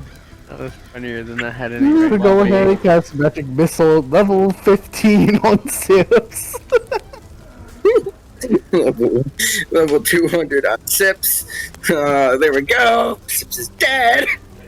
You've caused this village enough pain. Away with you! As she will go ahead and prepare herself to begin this combat. As a new challenger has approached.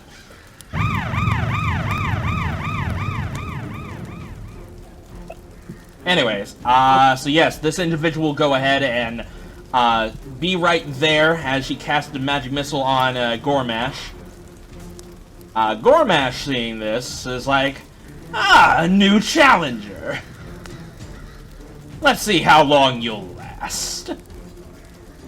As he will hop off the owlbear, and make his way over to the woman. To the drow woman. As he just ducks underneath the tree. Zilyana, it is your turn. I can do things now. Yeah, I'm just going to conserve spell slot. I think, how big is the radius for slow? You should have a top 40-foot cube. I do, hold on. Well, my computer's being very, very, very, funny enough, slow. So trying to figure out how Frag big... template was problematic. Oh man, that's bigger than I thought it would be. And that's definitely what she said. Yes. That is what she said. Is it this locks to the little miniature points in the middle, right? Like the little lines? I believe so, yeah. Yeah. Right there. Owlbear. That hits both the owlbear and the guy. Alright. That was my goal. I cast slow, motherfucker. Wisdom saving throw, correct? I'm gonna put it in the thing. Dexterity. Wait, no. Wisdom saving throw. Let's see. I already Alright. know. So, the owlbear fails. So, Guessing the other owlbear guy is slowed. Gormash succeeds. That's kind of what I was thinking was gonna happen. But I thought to multi-target anyways in case. And the main target was the owlbear to slow it down, but if I could get him, it would have been like a double win. But my original goal was the owlbear. I mean, no, going for the double is actually perfectly valid. I mean, even if we both expected Yep. even if we both expected him, we all expected him to actually succeed. Yeah, I was too, but I thought maybe a miraculous chance he might not. Well, I mean, that's what I'm saying. I mean, Yeah. I mean, go for it. You miss 100% of the shots you don't take. Yeah. Alright. Civilians turn. Wait. Is that the end? My bad. I also have to do the cackle to keep misfortune up, so I do the bonus action cackle. Alright, you go ahead and you cackle as the misfortune is still up on the owlbear. Is that the end of your turn? Yes. Alright, now it's for the civilians. Hmm. So this water genasi with the blue hair next to the two burning houses is dead. This wave knight up on the right hand side is on round 2 of death saves. The nobleman, that is the noble looking man, is next to the burning tree in the tavern, is also dead. And the woman next, that's lying on the ground, on the ground as Gormesh makes his approach, is on round 2 of death saves. That'll be the end of civilians. Oh, and the air genasi that got his spinal cord clawed out is also on his second death save. Up next, it is the Needle Blight. Needle Blight number 1. As he will go ahead and make a claw attack on Tide, dealing 4 points of piercing damage as he rakes his claw up on your chest. And that'll be the end of its turn. Sips. I get up. Alright, DM. I have 14 hit points, right? You do. Okay. I desire sustenance. I pull out a potion. One of the very special potions. I'm gonna hammer back one of them. The heal.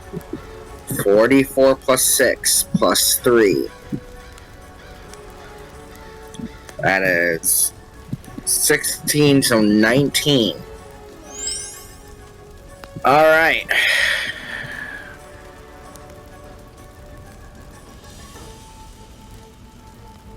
Wait, wouldn't it be 17?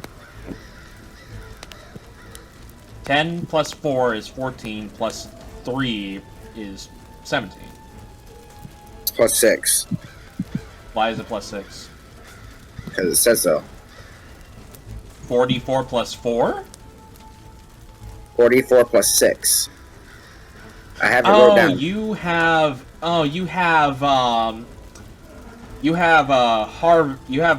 Harvey's healing potion. Yeah, it's I call it a sip special potion. But it was not you that made it, though. Yes. It was not me, but it was a Harvey potion.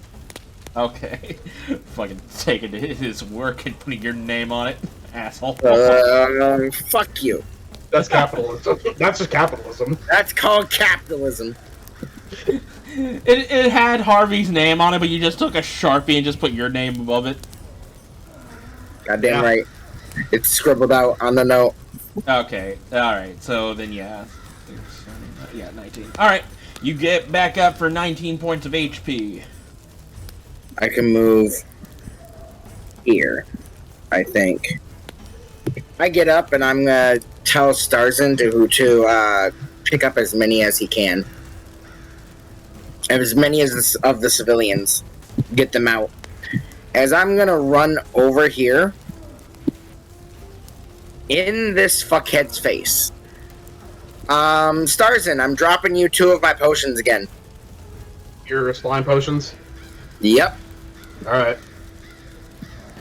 And I take my last slime potion, and I'm gonna heal the person that's down over here. Alright, you go ahead and you drop your healing potion. You go ahead and give this human a healing potion as it brings her back up to full, knocking her out from death saves. Still on the ground, though. Mm-hmm. I then stand and take my stance against the dude in front of me, the fuckhead Gormesh. Alright. Kill him dead, Guardian. Is that all you do? Do I have any other actions? You use your action to give the human NPC a potion. You gave yourself a bonus action healing potion. You moved. I think that's about it. Alright. Vine Blight's turn. This Vine Blight will go ahead and move 5 feet towards Zilyana. And will make a constrict attack. Unfortunately, you go ahead and use your wings to basically block the vines from wrapping around you. Yeah. As that'll be the end of its turn. The Needle Blight. Go ahead and fire. Seeing Sips dash off, we'll go ahead and fire at Sips.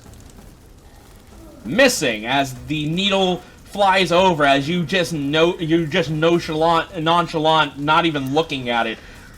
Tilt your head away as it zooms past you. I feel my luck changing. Yeah, Needle Blight next to Tide will go ahead and get close to Tide and make a claw attack. That will miss as you raise up your gun and block the blow. Tide, it is your turn. You are surrounded. Really disadvantageous a position, I know.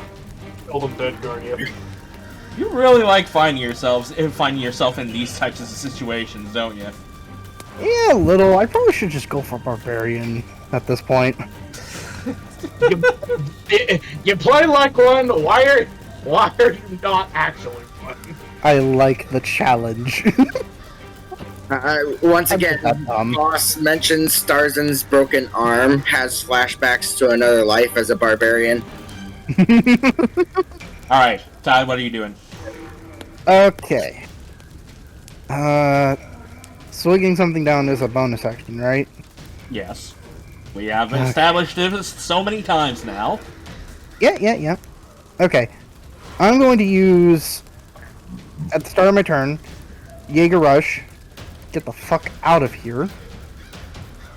Fuck this shit, I'm out. 5, 10, 15, 20. I'm out of there now, out of their range attacks. Or at least just out of their attacks. As a bonus action, I'm going to swig down my flask and use Amulet of the Drunkard. Is effects. And I heal back up 44 plus 4 hit points. Much greater healing potion on alcohol. Well, okay, now I'm relatively healthy. As you get healed for 16 points of HP. Yep, 16 points HP. I saw him run under here. Can I do that? You can, yes.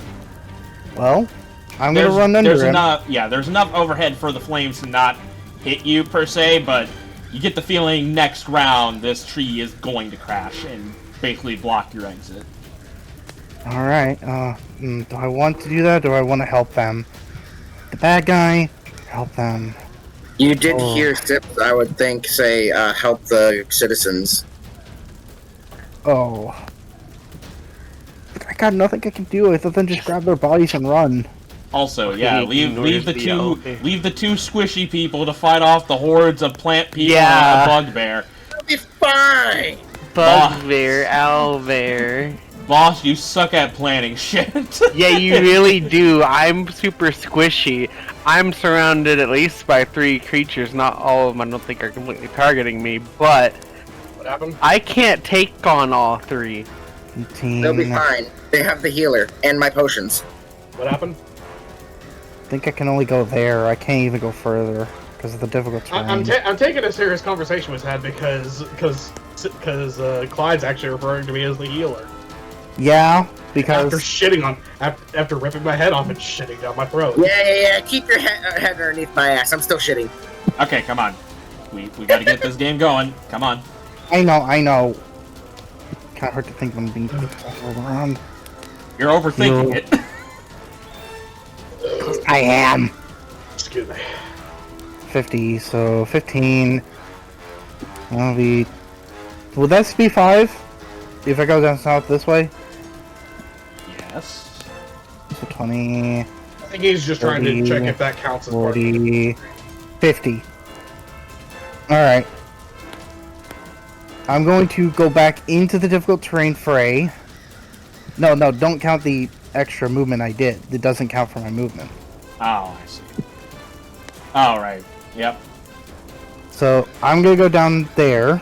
Down south towards where Starzin and Ziggurzond is. Oh my god! Call Wait. back to another life. Stop. Let me just go. I am going to do a sword strike first at the blight next to me. 15. 15 will hit. I'm gonna re-roll my pierce. Come on, roll higher. Okay, 8, so 9. 9 points of damage. You will take 9 points of damage. Not looking too good, as you cut through his razor-sharp bonds. Yep. I still have one momentum die, and I'm going to use my pistol for my second shot. At the blight next to Zilyana. Zilyana. God, my brain. I'm thinking too hard. 20. I really wish it was in the nat 20 there. Yeah, well. I mean, it's still good damage though. I could re-roll it to go higher. You could. I'm gonna do it. Yeah, and that's better damage. Oh fuck yeah! Well, so 12, 13, so 13 points of damage. Yep. I mean, you're making it work. He's also now looking good. Wait, I want to check something real quick about brutal finisher. See if it's a melee-oriented thing. I want to know if I could just dump my 1 momentum die into it.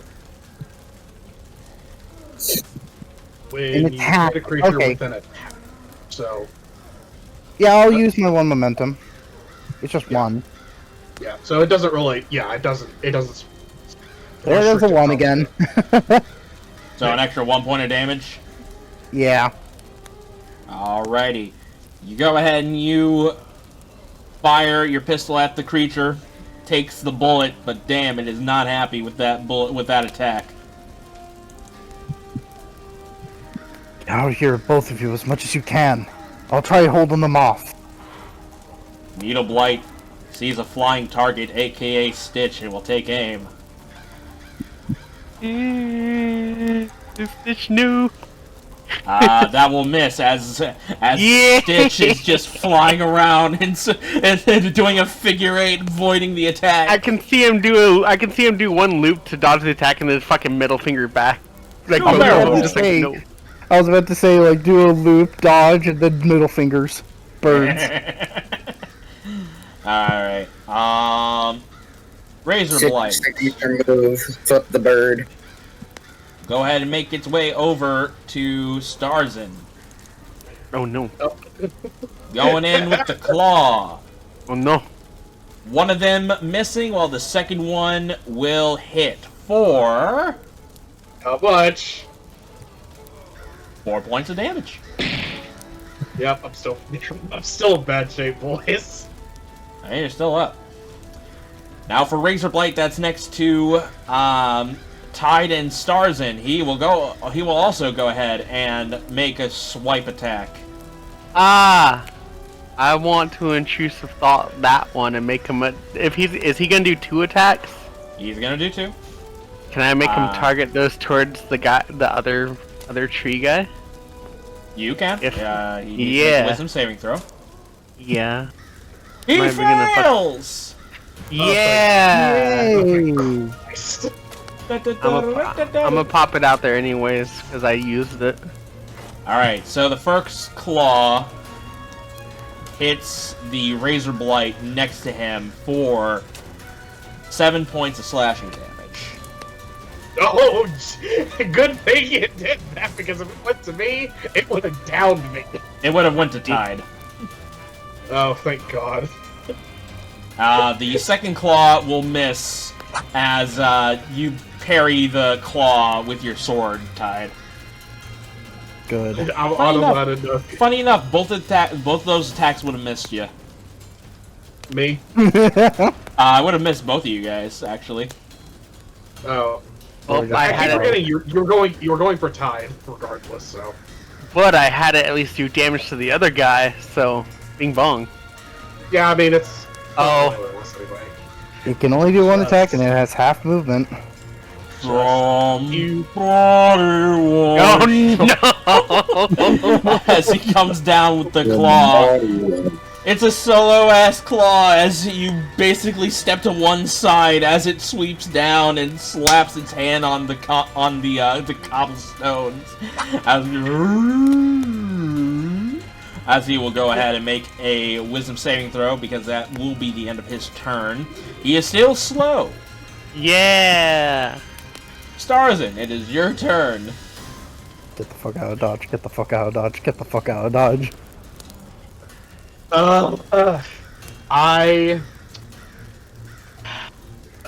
It's even worse because it fucks with my plan. I was gonna try to go for the civilian. I can't now. I can't.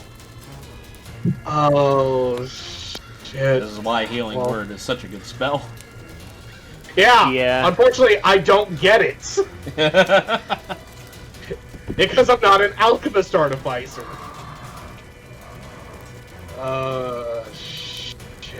Shit. Wait. Wait a minute, don't you have those hover boots that ignore difficult terrain? No, okay, I can ignore the difficult terrain, but here's the thing. And this is something I can do because I do have a racial ability that allows me to move through the space of creatures bigger than me. They are bigger than you. The problem is that to heal that individual, I need an action, which means I have to pray that during opportunity attacks don't hit me. Do you want to take that risk, or do you just want to say, I'm sorry, guy? Let's see. Don't you have a potion on you, though? Yeah, but administering Right, to it still something takes an action, yep. Like, the most I Hear can me do is take a bonus action to take some health and pray they miss me. Hear me out, Starzin. Baldur's Gate it. Just throw the potion. That's not how that works. Not how that works. I know. God, I wish I could intercept myself in front of the attacks. I find it funny that's how it works I'm in not Baldur's that Gate, because I'm like, that's dumb. I'm not that kind of fighter. I wonder if all the shards of glass in the potion bottle unheals all the They healing. take damage from it. They take damage from it, dude. Sip. You take 1 damage, then heal. It's great. Clyde, how much healing do your slime potions do? It heals equal. to a roll of my hit die, which is a D10. I can even post it real quick. Okay. Ooze potion. Because I'm trying to debate, do I take your potion to keep me to pray and keep me alive, or do I use my basic one?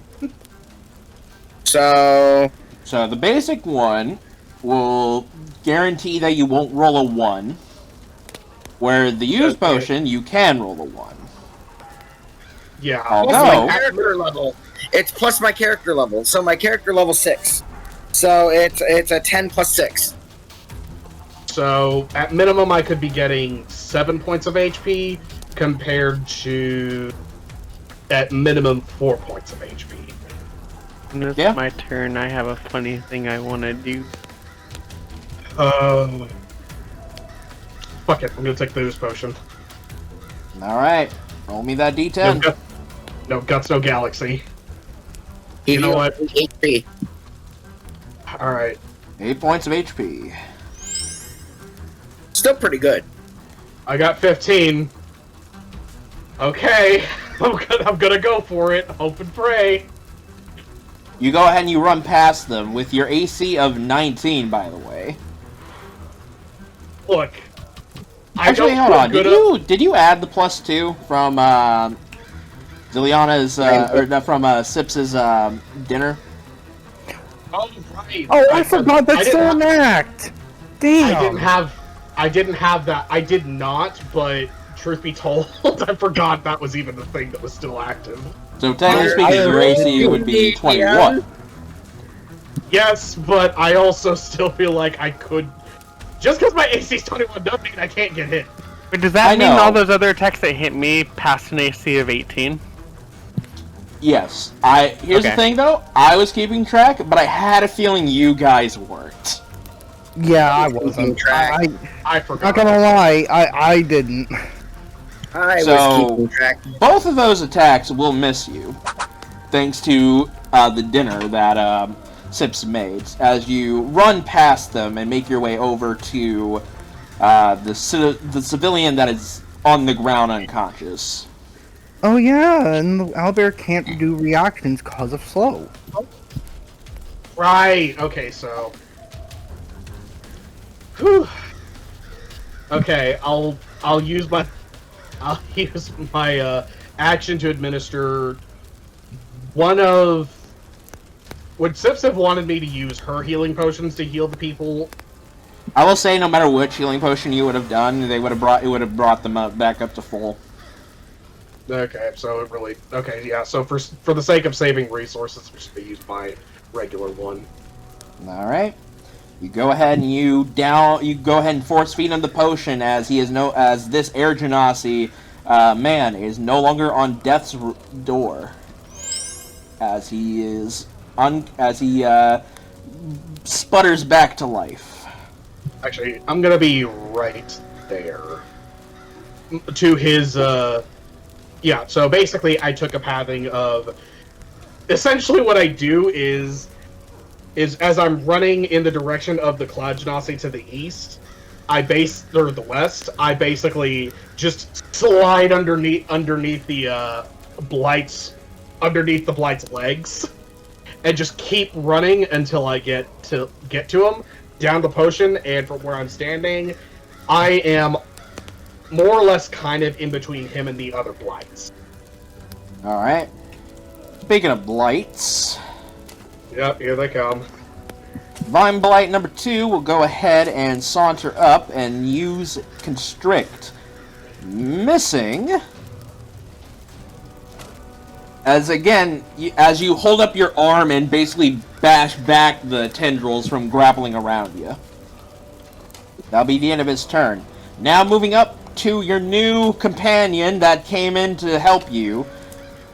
The Drow. As she will go ahead and cast. She's going to go ahead and use her bonus action to cast a spell. As you see, a spirit will go ahead and float right on top of this ocean knight. As she will cast Healing Spirit. Whenever you or a creature you see move into the healing spirit for the first time on a turn or start its turn there, which technically it would be in the thing for the first time, so it would automatically get the 1d6 HP. So this will bring the Ocean Knight back up. However, considering it's an Ocean Knight, I do need to roll HP for this one. Alright, so he gets 4 points of HP back. As he is no longer on death's door, still prone. As her bonus action, she will then go ahead and cast. She will go ahead and use her main action to draw a card from this floating spear that hovers next to her. And she will go ahead and use the card and throw it directly at Sips. Sips, you get healed for 1d6 plus 4. You want me to roll? I'm rolling it. So 4, 5, 6, 7. 7 plus your 3 that you're gonna get from your class. So Yeah, so that's 10. yep, you get 10 points of HP back as that happens. As she will go ahead and run. Yeah, she's gonna run 25 feet away from the combat, keeping her distance. And that will be the end of her turn. Gormash sees this and just like, fucking spellcasters. And you! I thought you were knocked unconscious. I guess I'll finish the job. As he will go ahead and raise his great axe up in the air and prepares to swing twice upon you, Sips. The first attack will miss as you block it with Mistral's Edge, as he will come around with the backswing and hit you for 18 points of slashing. I will roll my d10. 4 plus 5. That's 9 plus 6. That's 15. I take 3. Alright. Right?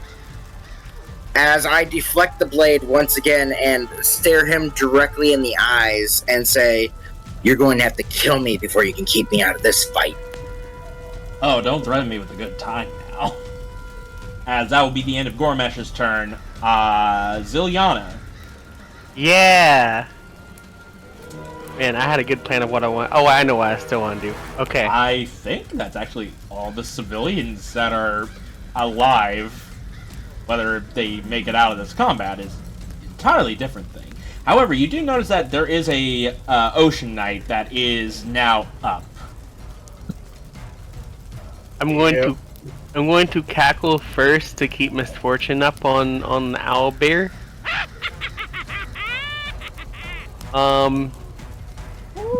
And then I'm gonna do a funny haha thing.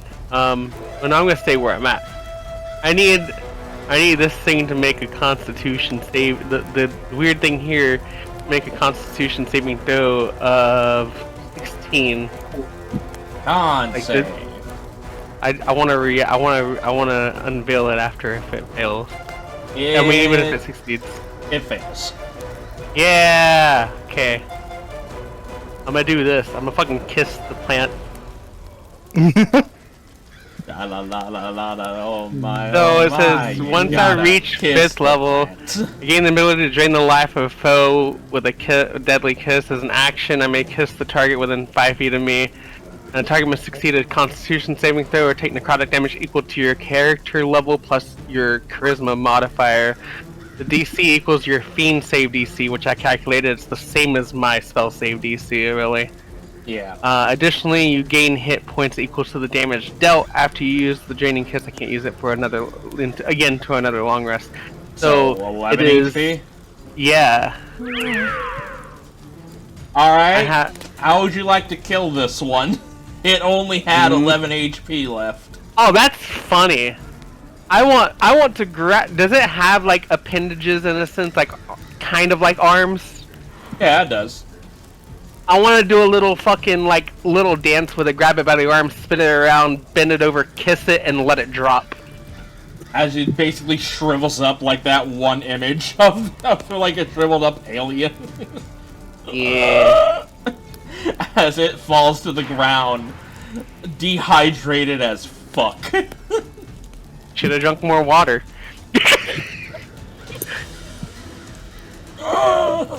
She made me thirsty. God damn. Yeah, damn. All the other trees line up behind me. It's like, can I go next? Like, no. No. Line up.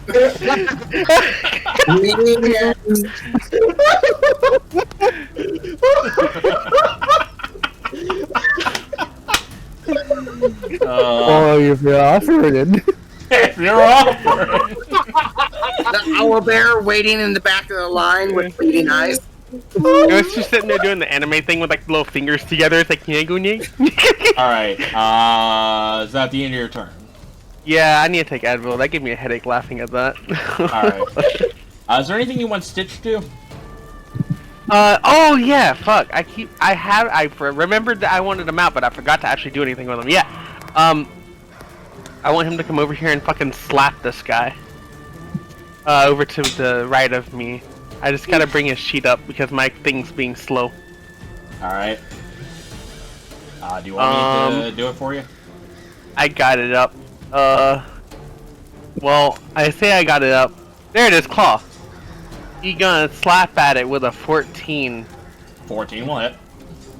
Okay, attack. 11 slap. You know that terminal montage of Mario slapping people? Yeah. I imagine that's exactly what Stitch does as he slaps the shit out of this Needle Blight as it fucking dies. It only had 11 HP. That's why I was like, when I seen 11, I'm like, oh.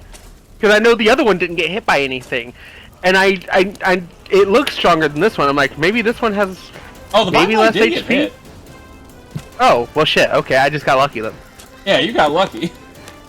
Well, Yeah, no, this the Needle Blights are weaker. I didn't think I'd essentially one-tap 2 things in a row.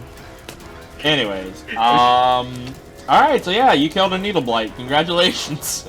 I didn't, Stitch, I'm gonna fucking give Stitch a great relaxing hug after this. You know where he's going. Yeah. Alright, so as that happens, the civilians that are alive, seeing the situation, the woman that's next to Gormesh and Sips will go ahead and actually, I'm gonna roll intelligence for this one. Thank God. Okay. It will go ahead and use the disengage as she will run off screen. Yeah. So that one leaves the Air Genasi is not smart enough, as he will go ahead and dash, taking an attack of opportunity. Not again. Yeah, he's going The down. Vine Blight is too busy dealing with Starzin, so he goes ahead and makes his way out of dodge. And anybody else besides besides the Ocean Knight? I'm trying to get all the non-essential NPCs out of the way. No, I think those were the only 2 that we actually managed to save. All right, so the Ocean Knight will go ahead and get up, pull out a greater healing potion as he chugs it. As his bonus action, 44 plus 4, so 16 points of HP will go to him. He just didn't have the chance to drink any before he got knocked out. He needed a drink. He was kind of thirsty. And As this Ocean Knight will go ahead and use his trident as he will stab into this creature, hitting it for fucking 11 again. Fucking hell. yeah.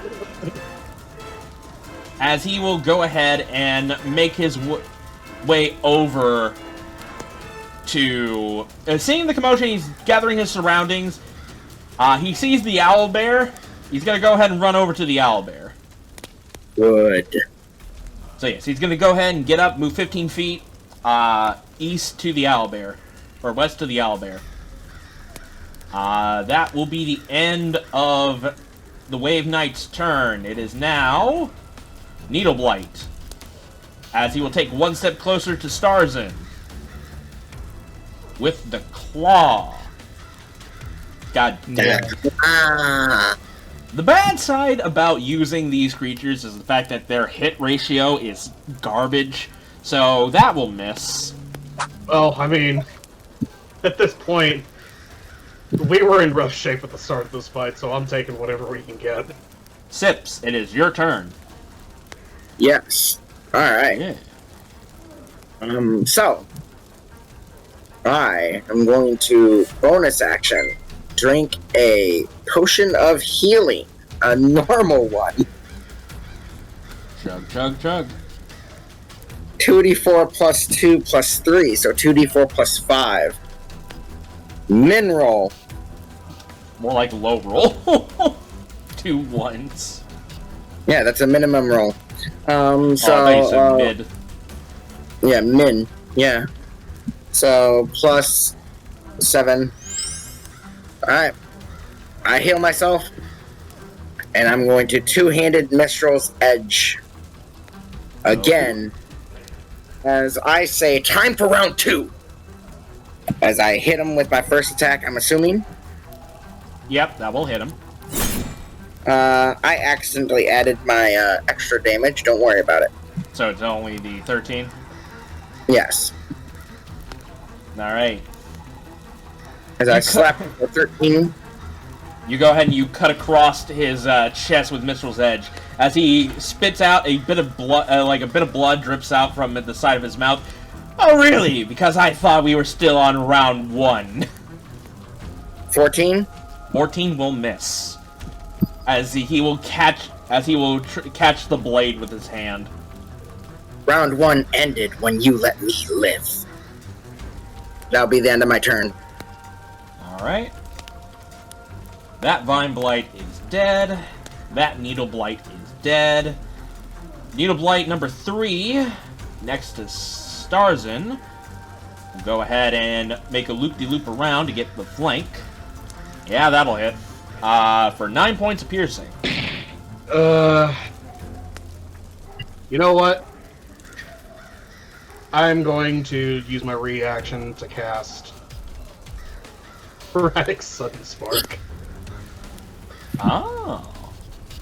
I'm bringing it back, baby. Yeah, alright. For those who don't know what Erratic Sudden Spark is. So basically, as a reaction to getting hit, as a reaction to either hitting with a melee attack or getting hit by a melee attack, I can essentially make a large static shock at an opponent and do 2d6 damage if they fail a con save, or half as much, and take half as much on a success. Of course, if the triggering attack is a critical hit, then there's an additional d6 added. Well, I rolled the con save, and the Needle Blight failed. So he will be taking the 7 points of thunder damage. Or lightning damage. Alright. And that will be the end of the Needle Blight's turn, as tied. The enemies are dwindling. You have 2 new allies in the fray. What would you do? Okay. Here we go again. Oh, I can First. Ah, shit. Here we go again. First. It was Mega Rush. -9, right? I'm gonna move around here to the. I'm basically gonna spin around the blight to the. What is this? A thorn blight? Not a thorn blight. Razor The blight. Vine. The Razorvine blight right next to me, so I'm in between the 2 other ones. Okay. If I can actually grab my token, this gives me 1 momentum die. Next, I'm going to swing with an attack. My short sword. 17. And I'm going to keep the damage die I have. 12.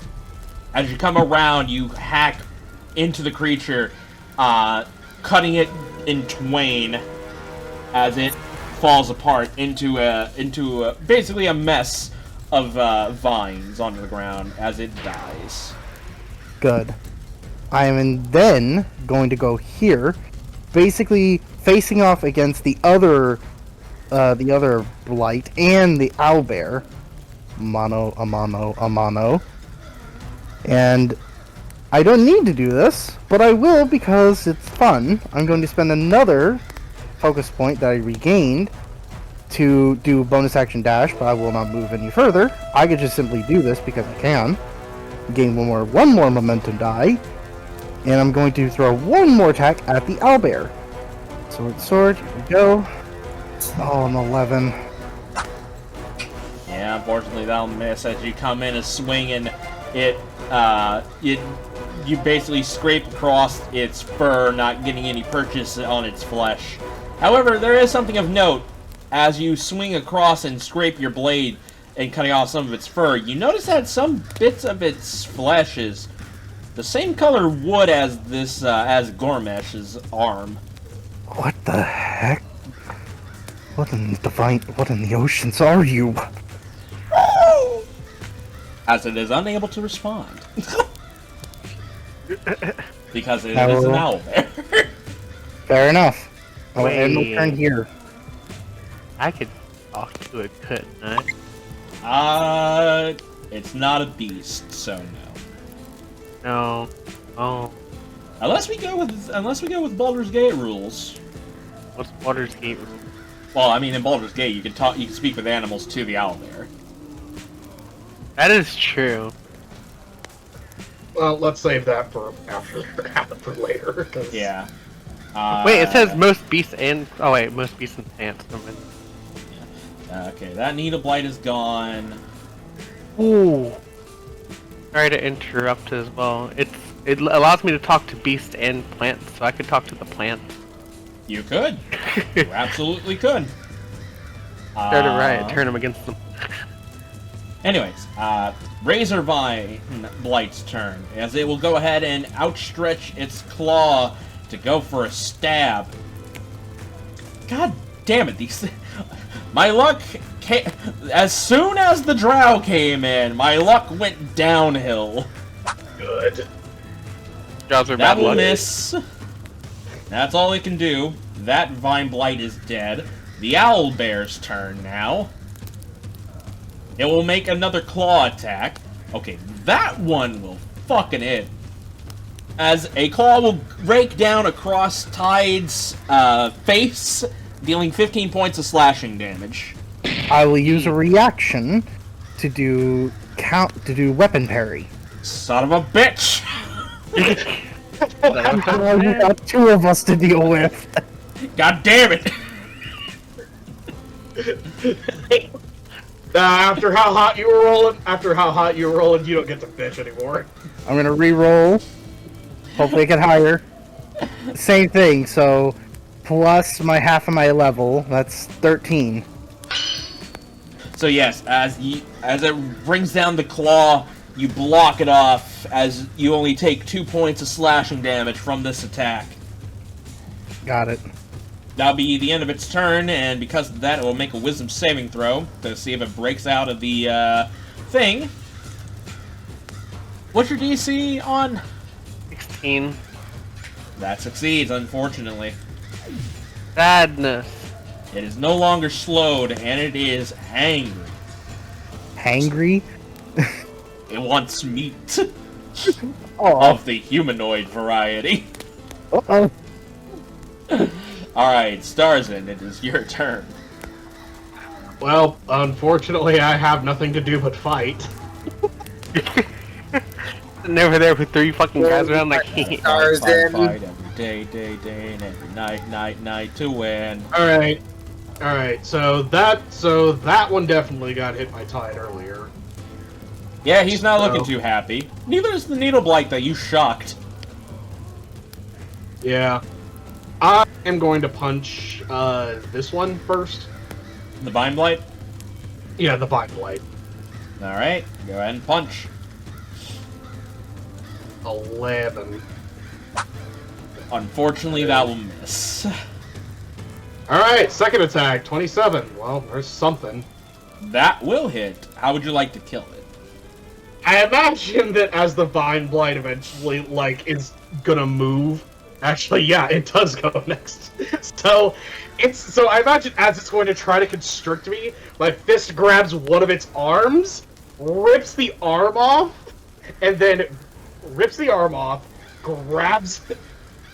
just moves to grab it, and slam him into the ground. Nice. Yes, as you slam him into the cobblestone street, he uncoils and falls apart as it is dead. Alright. And I'll use a bonus action to use Sips's last healing potion she gave me. Alright. 1d10 plus what? Level? So 6. Yeah, that's right. 8, 9, 10, 11, 12, 13, 14. 14 HP. Alright. Is that all you do? Yeah, that's all I can do. Alright. I was talking about bang! First attack was gonna fucking hit. Well. That's okay. I still have a chance to survive this. Alright, so, Drow Woman's turn, as she will go ahead and... She's gonna go ahead and use her action to pull out another card. I need to roll a d6 real fast. I also get roll another d6. Okay. Alright. Considering that you're dealing with Gormash, she will go ahead and throw a card at you, Sips, as you feel like you could do more damage with your strikes of your blade now. As this card floats around you, let's see here. The creature gains 2d6 bonus damage gets a 2d6 bonus to damage rolls once per attack. So one attack will deal an extra 2d6 damage, Sips. Okay, that's pretty good. Watch me crit. Okay, go. He will go. With that being said, she will go ahead and move closer. As then, she will use her bonus action to command the spirit to move 30 feet forward over to Tide. And Tide, since you entered it, as you entered its space, you will get healed for 5 points of damage. You get healed for that. Okay. I'm looking healthier. Alright. She will go ahead and shout across the field, "Just hold on a little bit longer, Lalafell. I'll have my healing spirit head over to you in just a minute." He would just yell back, "Help the others, don't worry about me." I think they're fine. looks at the other two with their HP basically nowhere close to half. Gormash's turn, as he will go ahead and you know what? He's gonna go ahead and he's gonna be a little bit reckless with his attacks now. Oh. Yeah, you take me seriously, DM. Kill me now.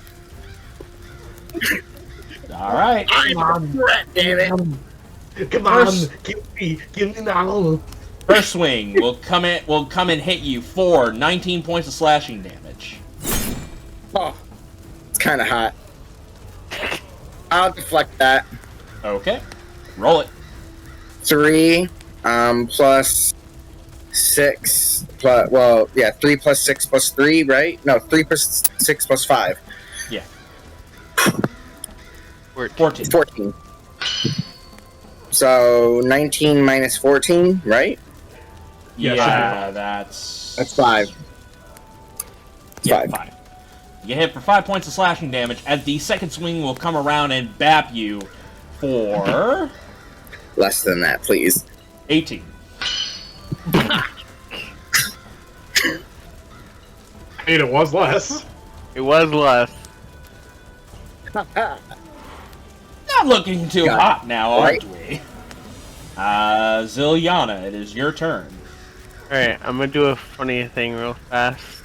Enemy numbers are dwindling. So Funny, I'm gonna move 5 feet up in, well, 5, 10, 15, 20. Hold on, I fucked up. I didn't do the little clickies in between. You're still in difficult terrain too. Well, there's a reason why I'm doing this. 10, I'm gonna explain that what I'm doing is that right from the beginning, I'm going 5 feet up in the air because wings. I have 30 feet fly speed. So I'm using the ups to calculate my up, and then the over to calculate my side movement. So 5 up, 10 now over, 20 to go up to 10 feet in the air. 20 feet total movement to be over this far. Where did my thing, where's my arrow? Okay, that fucks with me. So 5 movement up, 10 feet to go over by 1. Now 15 feet total to go up to 10 feet high. 20 feet total to go 10 feet to the right. I'm gonna be 15. Where are you trying to go? That's my question. Where are you trying to Over go? over to the right, but I gotta go up high. I'm wanting to go. I'm doing it by 5s. I'm being a weird fucking little shit here. Okay, Clearly. How high are you wanting to go? I'm trying to calculate to see how high I can go within my 30 feet movement speed. That's the thing. I don't know how high I can go. You can go up to 30. Yeah, I allow diagonal, so if you want to move diagonal up 30 feet, you could do that. Oh, okay. That just hold on. I was over here, right? Yeah. So yeah, I want to move 30 feet diagonally to make this movement. This is 15, and I want to make the other rest of my diagonal movement to go kind of like. Can I make that with the 30 feet? Yeah. That's a little too. Actually, that's a little too close to the fire. This tree is down. I'm gonna just end up. I'm gonna end up right here. No, I'm gonna end up right here. Sorry, I'm being indecisive as fuck. Right here, 30 feet in the air. Okay. And I want to tackle first to keep my misfortune up on the owlbear. Okay. And then I want to action. I'm gonna have to do something after me, but because I remember I have the weapon that does the Eldritch Blast, the dagger. Yep. Yeah. I wanna, and does it still apply that at a certain level I get the 2 blasts or no? Yes, you do get the 2 blasts. I wanna fucking blast this guy twice. The can't remember his name, but the guy biceps. Gormash. Yeah, I wanna blast him twice. Alright. Fire So twice. first blast is a 20. You do have your inspiration. I do. I'll use it, but that one will automatically hit. I want to do my rolls for like my rolling to hit first. This is my second hit. 18 and 18. Wow. Okay, I'm gonna use the inspiration to get the nat 20. And do the 18s also hit? The 18s will also hit, yes. Okay. So the first. Oh, they already rolled their damage. Okay, so the first one does 7, and the second one does 7 damage. I do a total of 14. Yeah. I just go boom boom. Alright, as you fire both your hits onto Gormash, surprisingly enough, as those Eldritch Blast hits, he takes them in stride. That's fine. He'll die slowly.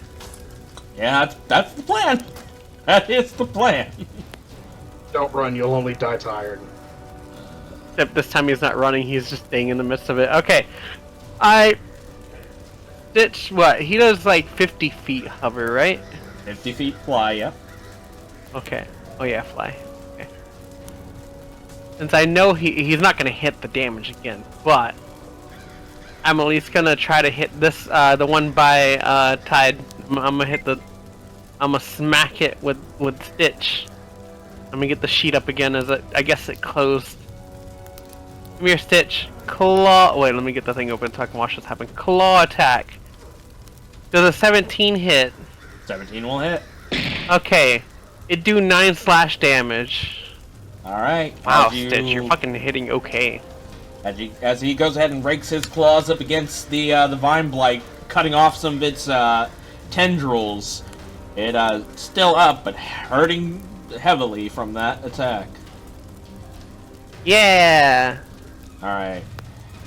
Wave Knight's turn, as he will go ahead and make his way forward to get behind the owlbear. As this will give him flanking. Yeah. He will go ahead and... You know what? He's going to go ahead and do that. He's going to go ahead and use his Channel Divinity. As a bonus action, he will go ahead and use Channel Divinity as he will go ahead and swoop up.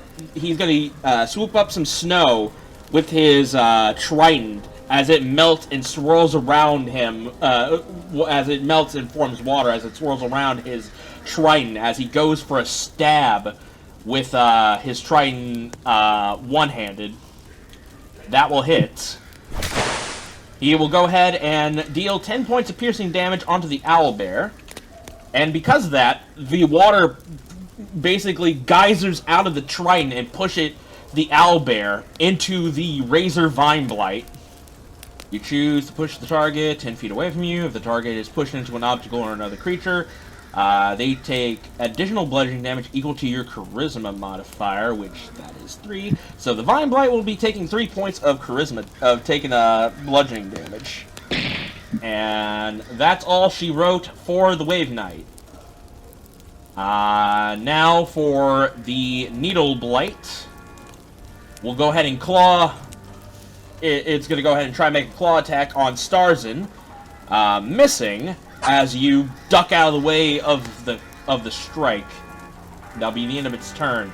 Sips, your go. We do it again. Hey GM. What? Bonus action, special potion. Actually, no, wait, no. I have a greater healing potion. I'm going to use the greater healing potion. That's 44 plus 4. 44 plus 4. Okay. So that's 10 plus 7. You healed for 17 points of damage. As I down another potion, I have to reset my Rule 20 because it was not updating. Alright. Then I'm going to take my blade in 2 hands. And I'm going to quickly strike at his body for 13.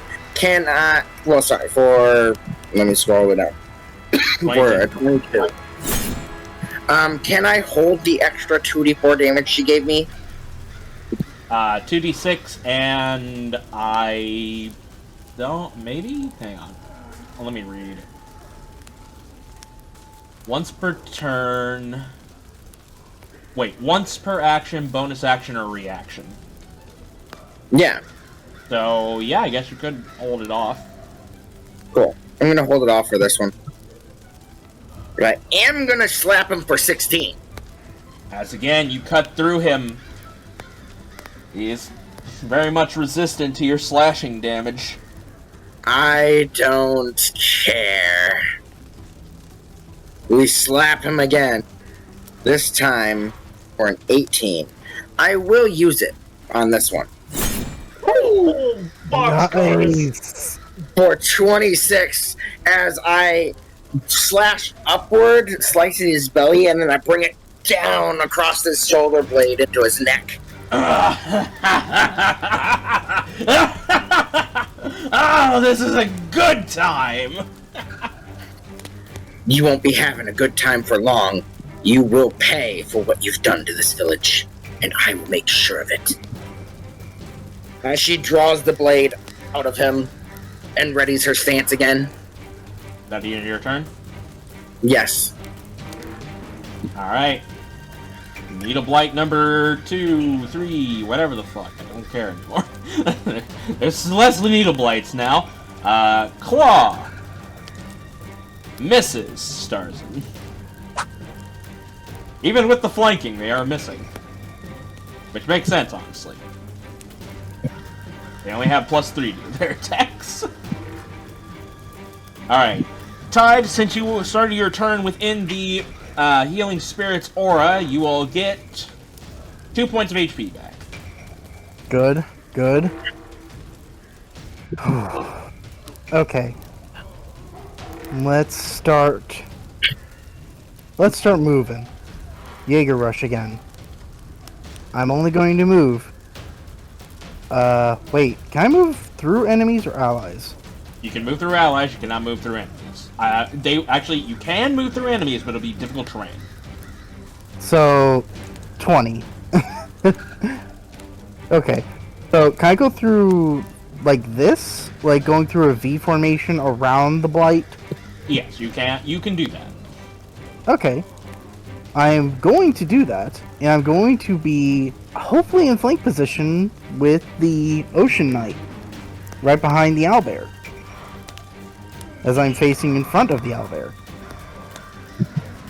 And I am going to use I'm going to attack, and I gain momentum dice since I used that.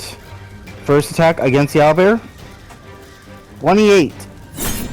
And that is 11 points of damage. Alrighty. As you slash into the owlbear for 11. I'm going to use my bonus action for the focus point I just regained to gain another 4th momentum die. And I'm going to do one more attack with my short sword. Here we go. Against owlbear. Oh! It's a crit! Yeah! Alright! And I am going to burn all my momentum die on this attack. Ooh! Now this is crit fishing. Yeah, yes. So this is Like he's playing the Jaeger. I am playing the Jaeger. He's in the Jaeger. Oh no! Shut the fuck up. I'm I am crying. rolling 6 Holy! additional fuck. 20 points of damage. And can I re-roll the crit damage? I'm asking the GM here. What does your thing say that allows you to re-roll? It is my Piercer feat. Yeah, what does it say? Once per turn, when you hit a creature with it. Yeah. It's one per turn. I forgot about that. It's My one of fault. the attack's damage die, boss. It can be rerolled. Yeah, but you can only reroll 1 die. Oh yeah, and if I score a critical hit that deals piercing damage to a creature, I can roll 1 additional damage die. So yes, you can. Go ahead and roll 2 damage die then. Roll additional 2d6. Replacing the 3 for a 2 and a 5. I mean, I would have gone for the 2 Would have replaced the 1. Oh. You know Yeah, what, the you two roll ones. it. It's You know what, the included two in your ones. The two attack's ones. damage. The 2 ones? Okay. Eh. About to say, boss. Boss is no way. Boss 14, casually 15, Just 19, 20, 21, 22, 23, 24, 25, 26, 27, 28, 29, 30, 31, 32, 33, 34, 35, 36, 37, 38, 39, 40. 40 points of damage. How would you like to kill this owlbear? First strike, I backhand my blade, stab it in the chest, giving it rolled up. And as it's rolled up and coming down, I pull back, and I just pierce through the bottom of its beak through its head, making like a unicorn. As you stab through the skull of this owlbear, it twitches and writhes in pain as it goes limp as the weight of the owlbear almost falls on top of you, but you nimbly get out of the sidestep out of the way as the body of the owlbear crashes down on the cobblestone streets dead. He doesn't sidestep, he Dark Souls rolls. No, I Bloodborne sidestep. He Bloodborne sidesteps. Then yes, that would be... the owlbear is dead. That's the end of my turn. Alright. Vine Blight, go ahead. Go ahead. Razor Vine Blight will go ahead and make a swipe with the claws. Missing! As it tries to hit you, but you're on a fucking momentum roll as you Dark Souls roll out of the way. Alright. The owlbear's gone, so Starzin, it's your turn. Alright, time to continue the fight. Alright. The fight. I'll finish the fight. I'll go ahead and... Okay, we'll do first attack. I'll aim it at the guy below, who I shocked earlier. That is a 14, my friend. 14 will hit. 14 bludgeoning. You turn him into firewood as you punch into this creature. Nah. Indulge my little space marine execution. Alright. I grab his claw, shove it through his head, and then just uppercut him into splinters. Nice. Alright. Second attack going into the other one. God damn it. Only an 11. The only other person that has the inspiration is Sips, so... I mean, I can give it for him. Here, you can have my inspiration. You sure? You can have my inspiration. I was gonna say, you can say 27! Okay, I'll take the 27 then. Alright, 11 bludgeoning. Just enough. As I just... Wait, can I indulge on this one? You know what? You've indulged me through 2 of them. Go for it. So, imagine if you will, Doom Eternal style, you bash your hammer on the skull of this creature as it sinks into the chest cavity, as you then punch him into splinters. I mean, that's actually not too far off from what I was gonna do. Both Vine Blight or Needle Blights are gone. Okay, so before I finish up rounding my turn, Oh, that reminds me. I need to get rid of this difficult terrain. Probably should have done that. If I go, like, over here... Yeah, the tree fell. Towards where the tree fell. The tree has fallen at this point. It is on the ground instead of it being overhead. Okay, but my question is, would it block line of sight? Yeah, with how big the tree is and how high the flames are, it would definitely block line of sight. Okay, just wanted to double check that. Alright, I will move... I'm doing fine. I'm 1v1ing him. That's cool. I'm happy for you. So cool.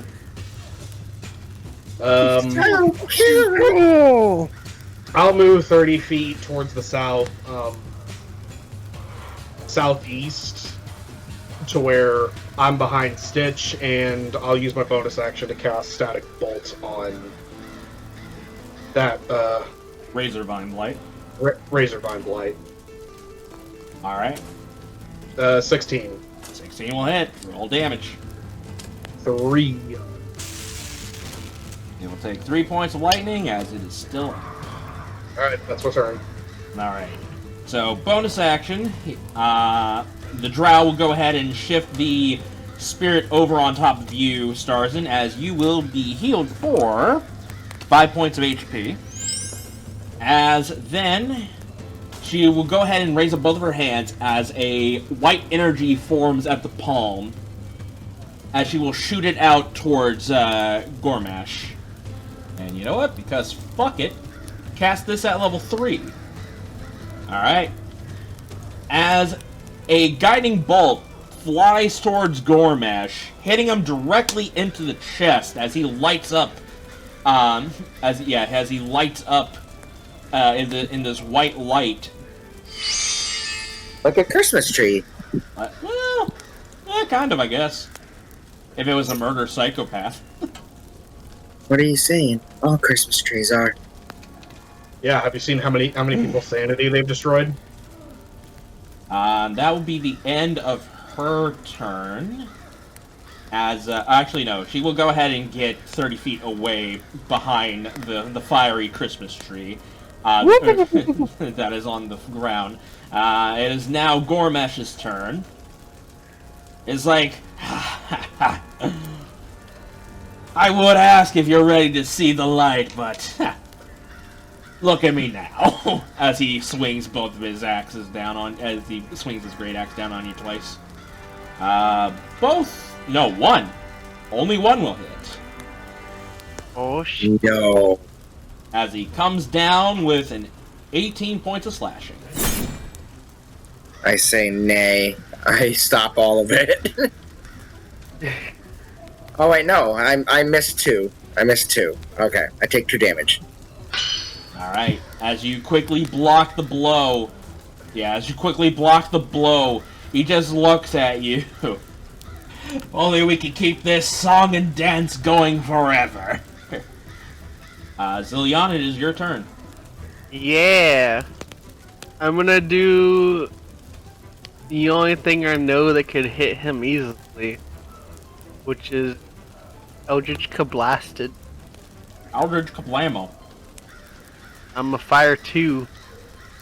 That's a 17. Second one is a 26. Yeah, will also hit. 3, 4, 5, 6. That's 14 damage. Again, he takes some of the damage as he's basically shrugging off, laughing at the amount of fun that he's having right now. And let me see if this is gonna be the funniest dumb thing I've ever thought of doing. You're not gonna hit. What? Go Stitch. If you survive this, even if you don't, I'm gonna resummon you and make sure you're okay. But you survive this, yeah. If you survive this, you get more than a hug later. So good news, the attack of opportunity misses. Well, that is good news. I forgot that thing was alive. Yeah, I mean, still up. there's a lot of dead things around it. There's just a whole bunch of weeds on the ground. Okay. So, I'm gonna attack. Here we go. Kablamo. Wow! Dear God. Stitch, what are you doing? Did he roll a nat 20? No, but he rolled an 18. I'm surprised Stitch hit. That's what I'm surprised about. Stitch has been hitting every single time. At this point, I think I might. I might look into a D&D book that gives familiars class levels. Here goes the actual damage. I already have one. He rolled 9 slashing damage. Alright, not much. Alright, he goes in for the quick stab as that happens. As he takes a swipe out of the side of Gormash. That's funny that Stitch hit. I wasn't expecting that. I am going to use a little bit of my movement to... I'm still going to stay 30 feet in the air. I'm just going to move over towards this direction of the map a little bit northeast, more east than north. As that happens, it is now the Ocean Knight, or the rank of Wave Knight. As he will go ahead and make his way over to the Razor Vine Blight. He's gonna go from the side. He's gonna go to the corner of it, as he will then stab with his Triton, hitting it for 7 points of piercing. As it stabs through, the geyser of water pushes the Vine Blight back as it begins to unravel itself until it is a good 20 feet away as you see a trail of its vines leading into a untangled mess of where it's at as it dies. So that's what yarn looks like when it's unraveled. Wait, does Stitch give tips?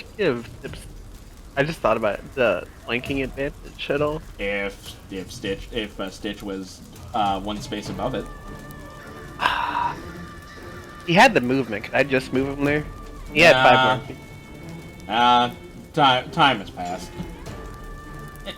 Oh shit! You took away the guiding bolt! Oh. Oh. I didn't hear. Well, he just moved there, but I didn't hear that it was Cat. That's my bad. I literally blinked out. Oh wait. Well, no. right here. Actually, no. Stitch didn't take it away. You took it away with the Eldritch Blast. Yeah. I'm stealing my glory!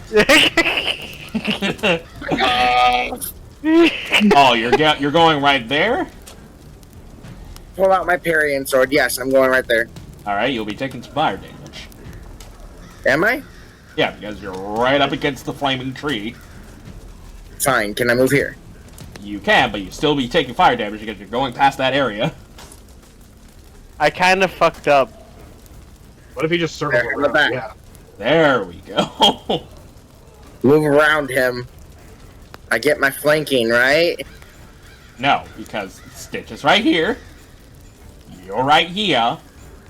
Needs to be a sandwich. Boo. I'm gonna stay where I am. You just have to make things difficult. Pull out my parrying sword Alright. and my offhand. I am no longer using Mr. Legend two hands. I will hit for 22. Now I'll hit. 12 magical slashing. Oh. Alright, someone give me inspiration. Everybody use their inspiration. Everyone's out. Roll me that D100. I got nothing to say. Alright. Your emotions are getting the best of you as your grip on the sword loosens a bit. You have to readjust your Mistral's blade with a bonus action. Sure. I'll bonus action readjust the blade. Okay. And I pass. Tide, it is your turn. Time to steal the glory. Thank You know God what? to steal!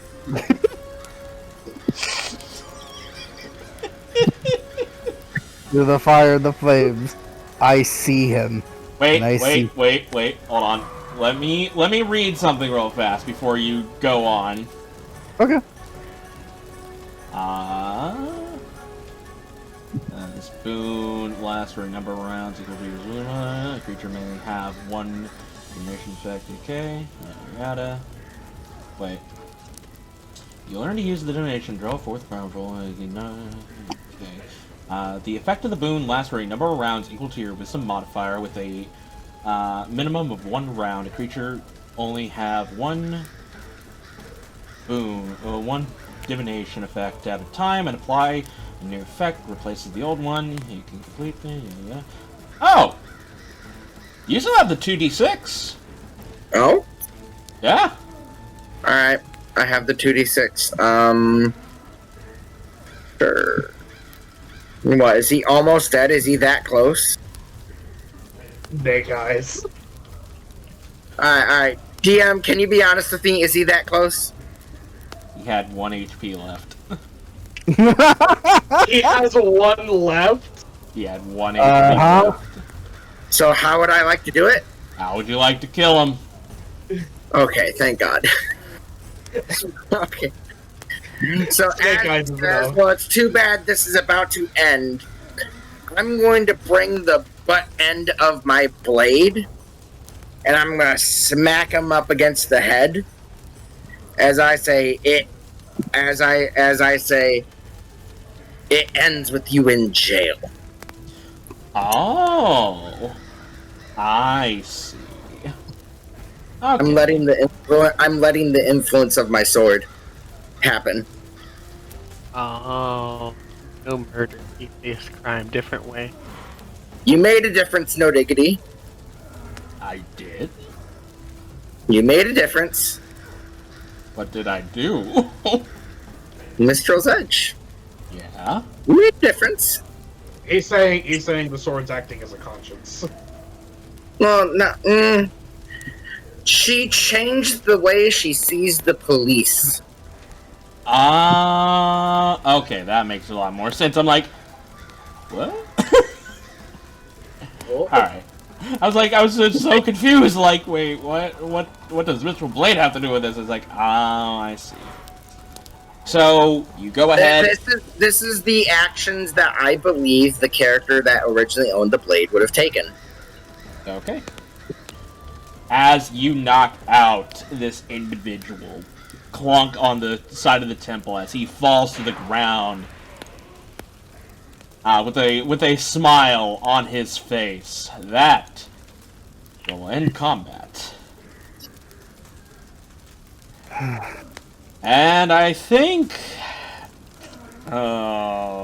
there's a little bit more stuff we want to do, but we're going overtime. It's up to you guys.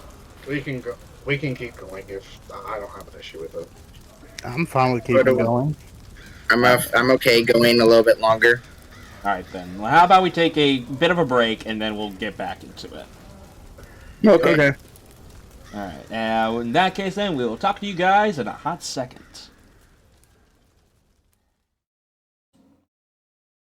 And we're back! Alrighty.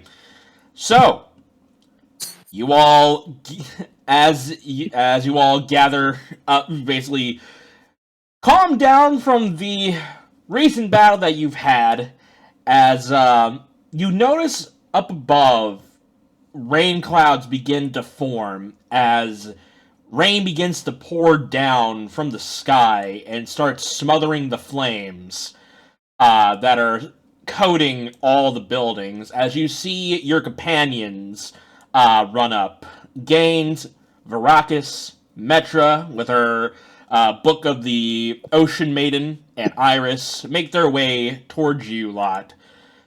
Definitely battered, a lot of cuts, well, except for maybe Iris. Yeah, Iris probably wouldn't get hit. But definitely Gaines and Veracus and, Metra. Sorry, not Metra. Gaines and Veracus definitely took a bit of a beating as they make their way to you guys. Hey, DM. Whoa. I put away my swords and I drag his body out from this desolate fucking fucknut corner. Sure, you can go ahead and you move, Gormesh. Yeah, I move Gormesh and I toss it, like I kind of pull him in front of the knight. And I look at the knight and I say, he is yours to do with as your laws state. He looks at Gormesh, still a smile on his face, as the knight looks down. The account of murder, arson, and raiding this village, the penalty would be death. I would agree. However, there's a problem with that. Did you all hear what he said earlier, before the big fight? His captain ordered him to do this. Great. So there's someone pulling his strings. Not only that, I highly doubt this buffoon's a druid. Maybe. I don't know. Those stick things, they're called blights. The plants. They're only created by druids and druidic magic. Either he is a druid or he has a friend of druids. More nature problems. Although I do find it odd, as you see this drow woman, which I will go ahead and I should probably put in the image of her. Mm-hmm. Probably be nice. Probably. Probably would be nice. It'd be handy, but what do I know? What do you know? Nope, nothing because I'm a low, simple little Artificer player. So I only know how to make nuclear weapons. Here we go. So yes, Ooh, you see this drow woman with navy ash colored skin, light blue eyes, somewhat white hair, wearing blue and gold clothing with a skirt that goes all the way down to the feet, and hovering next to her is this weird-looking object that is hovering around her with all these cards floating around this circle as well, as she will go ahead and clap her hands as the cards shift and essentially go into her pocket as the sphere collapses in and makes a disc as she puts it on her back. That's a neat trick. I do find it odd as she will go ahead and bend down and tap her finger on the arm of the Gormash. Completely made of wood. Might be something to do with those with the druidic stuff. Actually, it reminds me. He actually walks back up towards where the owlbear is, and Tide actually moves the fur and feathers away to find that wood spot he saw earlier. Yep, there's pieces of wood. I begin tapping on it. There are some bits that are wood. There are others that are. If I were to put it, 20% of him is wood. The rest is flesh. That's strange. I would like to examine the wood on both the owlbear and Gormash. Can I assist you in this? Normally I would say yes, but considering the very strained position that, unfortunately, that you and Starzin are in right now, I'm going to say no. Fair enough. Roll me an arcane check. 18. So yes, you know this spell to be bark skin. Standard stuff. It makes it harder for people to hit the target that's on it. It is normally cast by druids and rangers, and it's a concentration spell that lasts up to an hour, meaning that since he's knocked out, he didn't cast it on himself. Somebody else did for him. But with that being said, if the owlbear has it, that has to mean that there is multiple druids that are casting barkskin. Otherwise, why would the owlbear have it and he have it at the same time? Or something else entirely. Which, based off of what you're seeing right now, it looks more grafted on than spell casted, but has the effect of barkskin. So, when you say it's grafted on, like it's grafted and attached to his skin, kind of thing? It's almost like it was melded onto his skin and it became permanent. Because I'm not gonna lie, like the way you were kind of like, granted this is how it was initially described, but at first I was actually beginning to think, is this some sort of like weird prosthetic type thing? But now I'm not thinking that at all because it's grafted to him and more or less attached and part of him. Pretty much, yes. This is very odd. It looks like both he and the owlbear are being affected by a barkskin spell, but not like any barkskin spell I've ever read about. Weird. This doesn't add up because normally barkskin has to be concentrated on and only lasts for a specific amount of time. and there are two creatures with it, which would mean multiple druids casting their magic on them. But even from what I've read, they never meld and become part of the creature like this. At least not from what I've read. This doesn't make any sense. There's gotta be something else to this.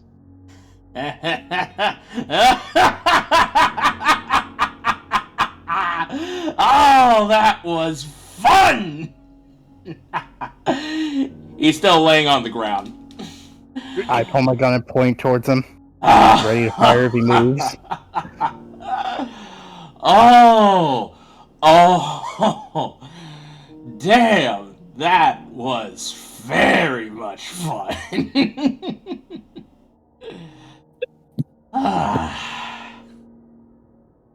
You done? For right now, yes. I do believe it is my time to go, though. The captain's calling. And I gotta report in. You're not going anywhere. Oh, I think, I don't think you have a say in this. As vines begin to shoot up from the ground and wrap around his body. As he begins to slowly sink into the gravel. I'm going to guess anything I do will be pointless. I mean, you could try shooting at him. I will. Do you have a feat that ignores pointing at... actually, still be on the ground prone, so they'll still be with disadvantage. But then again, it would... Say I wanted to do something as well along with that because I don't want him gone. I don't want him to escape. What do you want to do? I want an Eldritch Blast. Still prone, so it would still be with disadvantage, so... What, with me 30 feet in the air? Yeah. D&D has this weird rule, if you're prone on the ground, all range attacks are disadvantaged, so... Yes. Alright, I'll take body, it. It's meant to represent that, but We it's got, also we kind got of a three. weird rule. We got 3 people, at least trying to attack them. So maybe one of us will hit with that one last HP. Yeah, I'm gonna fire both my shots on him, see if I can hit one. I'm gonna fire my 2 Eldritch Blasticles. 18, 12. What happened while I was gone? Oh, he's awake and laughing, and now 12 he's and getting 13. away. Okay. So that means he's trying to get away. So he's triggering my attack of opportunity. He's not even moving. He's being not wrapped in moving. vines. Yeah, like vines came from the ground, wrapped around him, and is dragging him into the ground. He's basically trying to sink into the ground. Or at least something like And I'll kill him off. He's prone, so I have advantage, right? Yes, with a melee attack, you have advantage. Cool. 18 will hit, right? 18 will hit, yeah. Alright, that puts him down to 0. Alright. Okay, so as Tide, you fire with an 18, that will hit your second... Well, actually, no, there wouldn't be a second shot because it was supposed to be one attack. Oh, okay. So yeah, your 18 will hit as you fire your gun. Zilyana, you fire your Eldritch Blast, which there's no way in hell there can only be two. You can't fire. You have to fire both of them at once. So I guess that's the workaround for it. But regardless, the 12 and the 13 will miss. Yeah, they don't. As Sips, you go ahead and you take a stab into his gut with Mistral's Edge. As he yells out in pain as he still is cackling, as his laughter fades as he sinks into the ground, disappearing off the board. Well, that was ominous, says the Drow woman. I'm getting. I'm just gonna pipe up over. Everyone's like, I vote next time we run into him, we just kill him. Agreed. I'm getting tired of dealing with lunatics these days. He already has the what is it? The verdict from the guard here that his thing would be death. So Honestly, just capturing him and taking him to face judgment would just be delaying the inevitable. No, I already did that. His next thing is death. yeah, like now we got the verdict from the actual law, which is death. So bing bong, he gonna die, one way or the other. The next time we find him, we fucking kill him. Sips slowly becoming lawful. I'm just gonna look over at Sips. Is that okay with you? She nods. Okay. We got so far. It seems majority rule. Hopefully. As you say that, you see as the drow woman pulls out the deck of cards that flew into her pocket. She pulls one out, shuffles it, and then draws. I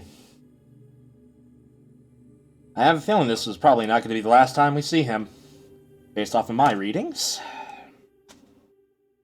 I don't think you need to see the future to know that. But what do I know? Well, unfortunately, fortune telling and seeing the future is kind of my thing. Speaking of which, I should probably introduce myself. Pleasure to make your acquaintance. My name is Rilzira. Well, it's good to meet you, Real Zero. You definitely helped save some of our bacon. Yeah. Yeah, I tried. I was off getting the people that were in some local homes out, and then I heard commotion, and I made my way here. Honestly, I should have expected much. I did draw the flame card just yesterday. Although I wasn't expecting this amount of chaos and carnage. Probably should read more deeper into my card readings next time. I don't think anybody prepares for a situation this bad. Isn't that right, Tide? Only those that wish to cause the chaos. Those are the only ones that prepared for this much. And I think you would know more about that level of chaos than most. Ty just doesn't respond. He's trying not to meet his eyes. Either way, you helped us quite a bit, and we're very thankful for you. Well, I guess the question is what is the next point of order here? I think the next course of action would be to assess the people to make sure everyone is all right, and then start making plans to rest for the night. Gaines will go ahead and speak up and say, we managed to get a good majority of the people out of their homes and got them outside of the outskirts of the village. Good. I guess at that point, let's try to assess the buildings that took the least damage and see if we can make a temporary shelter for everybody. We should also at least bury the dead or meet them with their relatives. Lay them out. Something I wouldn't have expected from you, but that is true. We need to at least make sure the dead can rest. I take it there's some animosity between the two of you? Let's just say Old wounds. he was there when my own home burned. Tide actually flinches a little after he said that. Like you said, after all this is over, we'll talk. Agreed. Tide will actually... Can you indulge me real fast? Tide, right? I could try. Okay. Let us see here. As she will go ahead and pull out her card, she begins shuffling it once again. As she will go ahead and lay out 3 cards on the pavement. As she will go ahead and draw the first card. And the first card is the Warrior.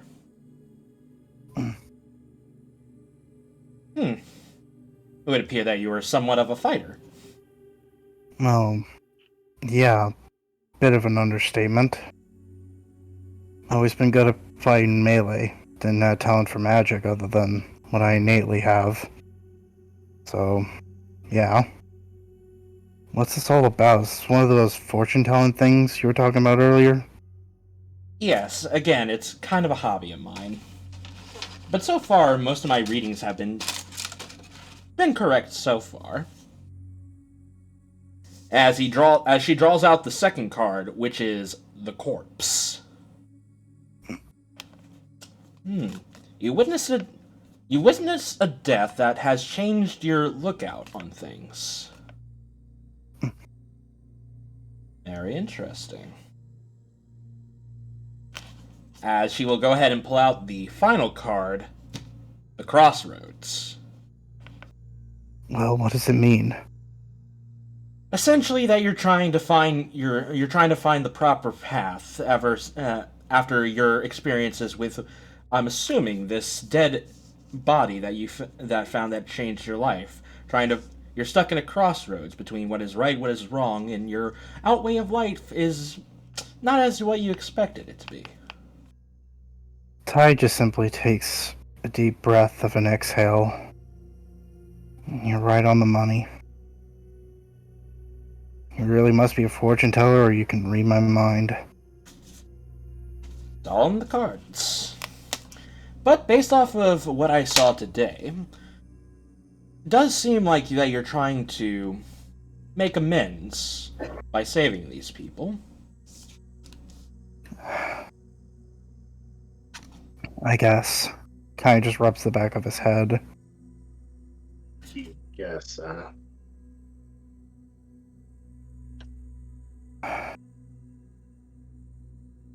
And I'll say this much: after Starzin says that, like, his metal fist is clenched in a fist, and it starts to make more silent noises of, like, the metal being strained, but not like really loud like it was at one point when he was really angry. It's just like you know how when metal strains and grinds against other bits of metal, it kind of makes like soft strain and grind noises. It's kind of what it is. Kind of like a low moan or something that's very deep and reverbish. Yes, but not as loud. Yeah, I understand. Is the knight still around with us? Yeah, the knight's still around. Matter of fact, he is talking to another knight that has run up the path while you guys were doing this fate reading exercise, as they're talking with each other. Like, okay, all the villagers are safe? Yes, only a few soldiers remaining. It's better than none. There are some houses that have only got partial damage. We can use those as places of rest. That's good news. Okay, then. Go ahead and mobilize the civilians. Have a watch out and prepared near the forest entrance, since that's where they came from. And I'll try to send out a message to the city of Everglow to get reinforcements in. As the knight that just arrived gives a salute and runs off to notify the other guards. Hmm. What a day. I must thank you all for your assistance on dealing with this threat. We are the people of Everpeak are forever grateful. Thumbs up. It's like, yeah. There's no thanks needed. But if you don't mind, I would like a request for me and my companions. If you're willing to spare at least just one house for a moment, one of the stabler ones. We were planning on offering that. Since we cannot provide money, we can at least provide shelter for you to stay the night for as long as you wish, as long as you're in Everpeak, until we can get both reinforcements and supplies to start rebuilding this village. Thank you. As he will give a salute, and he will wander off as well.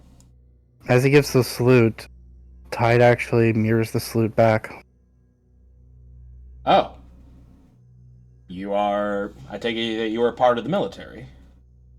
Former. Tide Turner. Former regiment of the 108 Company. He takes a back at that. The 108th Company. Huh, I thought that was disbanded. It was. Orders by higher up. Most left, though. I heard the captain of that platoon got promoted to head guard in the Aurora Island. Oh. I heard he got promoted, but I didn't know he went all the way there.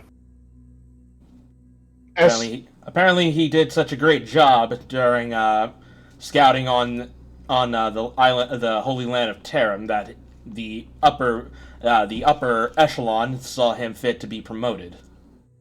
Now this is loud enough for all of us to hear, right? Yeah. Yeah, after hearing that, the creaking and groaning of metal gets louder. As Tide begins to hear this, he just goes, I think we'll all take our residence for now. I think I'll meet back later on to give more details, if you wish. Yes, sir. As he will go ahead and re-salute and goes off. He'll do the mirror salute and then finish the salute as soon as he leaves. Takes a deep sigh. And Starzin, as you're squeezing your arms, you feel a hand on your actual shoulder as you feel the firm grip of Verakus, giving you a comforting grip on your shoulder. He takes a bit of a deep breath, just trying to recompose himself, and unclenches his fist and lets it rest. Still a little shaky, but yeah. As Tide turns back to the group, walks back a little, he actually walks up to Starzin first and goes, You deserve to know whatever happened. How about we go to someplace quiet and safe, and I'll explain everything. Alright. Let's talk then. In the meantime, I just want to do a quick lookout. Can I go, 30 feet higher and just look around the town to make sure there's nothing else that's a threat? You can definitely see that. You don't... I mean, you could roll a perception check, but I'm going to tell you right now, you guys are fine. Yeah. Then, I'll just do it anyways, but if we're going to be fine anyways, that's okay. I just more or less, that's what I would do by this point. I'm already up in the air. Yeah. I rolled a 10. You're not gonna see any danger coming in. You're pretty much fine for right now. Sips is going to yell up to the captain that's up in the air and say, I'm gonna go off and see if anyone is trapped under the rubble of any of the lesser done houses. See if there's any survivors. I'm gonna give a He's thumbs. going to march off. I'll give a thumbs up, and it sounds good. There's nothing on its way here, so we're clear. That's what Sips is doing, DM. Okay. You go ahead and go off and do that. So this brings me up to this little interesting question. Starzin and Tide. Yeah. You guys want to have this talk? If you're up for it. Like right now? It's up to you. I mean, I'm fine with it. Alright. I'll say that you guys go to a secluded area. One of the guards tell you is like, here, this is where you and your companion can stay the night. It's not big. It's not big, but you know it's going to be good enough to keep the coldness out from you guys. So it'll make do. Thank you. Wave Knight salutes and marches off. Mirror the salute and goes inside. I'm going to assume there's at least a table with at least 2 chairs that we could just sit and across from each other. Yeah, pretty much these houses have not, like, if they were touched, they were just slightly touched before the rain came in and washed away the fire. So, basically, you're on the outskirts of the villages, where the main center point of the village was set ablaze, and it just spread outwards that way. Alright. Well, start talking. As I said before, I was a former member of the 108th Cavalry Company. Great. Now I know Now I know which company it was that burned my home. Keep going. The commander of that company was given orders to do a specific job. Initially, we were all told that there was a village that was fighting enemy troops. That was what our captain told us. But then, when we got there, some of us had second thoughts. But then, the captain and several of the other more zealotry soldiers... Well, you probably know what happened next. Of course I do. They went in, caused mayhem, and burned your home down. Caused immense amount of destruction and bloodshed. Oh, you have no idea. Tell me. Do you even know how many were slaughtered? 32. Yeah. 32. 32 people that weren't even soldiers. Some of them just kids. Some defenseless civilians. And you want to know how I know all that? Because you were there. I know. No. I know about the burning, but I also know exactly how many.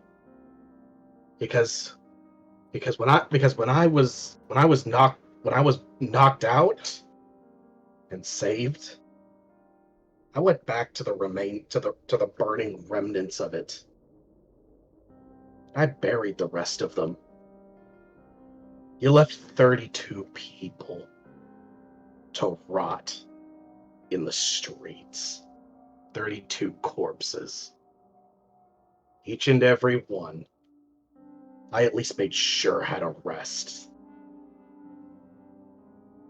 You can see Tide With a as... barely functioning arm that I didn't even know how to utilize.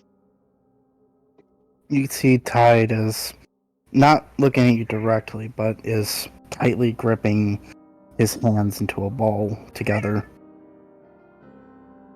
Just hearing every last one of those words again. Do you even know who saved you? You know? I know if it wasn't for my pa, I surely would have died. Had to bury what was left of him. That's all I really know. from hearing that an Envie came to check the ruins, pulled me out. He actually looks at you. Looks in your eyes and is a little surprised by that. But quickly looks back down. An Envie, huh? An Yeah. Envie saved your life. Yeah. He told me that when he heard it explode, that he smelled something burning from a great distance away. Came to investigate, and by the time he got there, most of the fires were already kind of simmering down because by then most of everything was burned to the ground. He looked for survivors, only found me. And even then, I was barely alive. Missing an arm. Now that you've told your side, how about you hear mine? Go ahead. Plead your side. When we came to the village, some of us weren't exactly agreeable to that, to what we were seeing. A bunch of innocent civilians. Supposedly they had enemy troops hiding out, but at first we couldn't see anything. The captain and his most zealous soldiers came in. And like ants, we followed behind.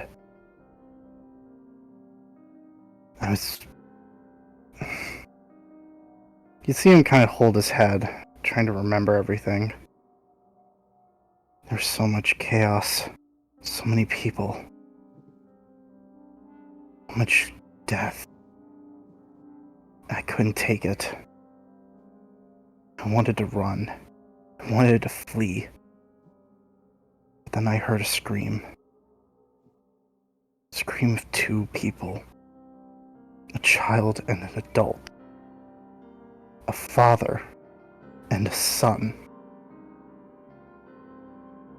Before I even knew it myself, I dove in to help save them. Use whatever bit of magic, whatever bit of prowess I had, little bit of courage I had within me. Try to save at least somebody, anybody, from this hell. And all I came back was a charred body and the child with the blown off arm.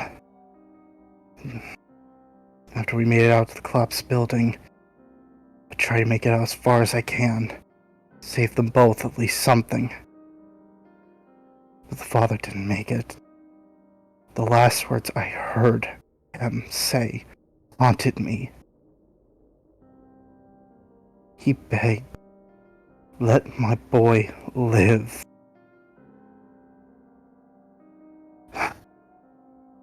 Starzin. Hmm?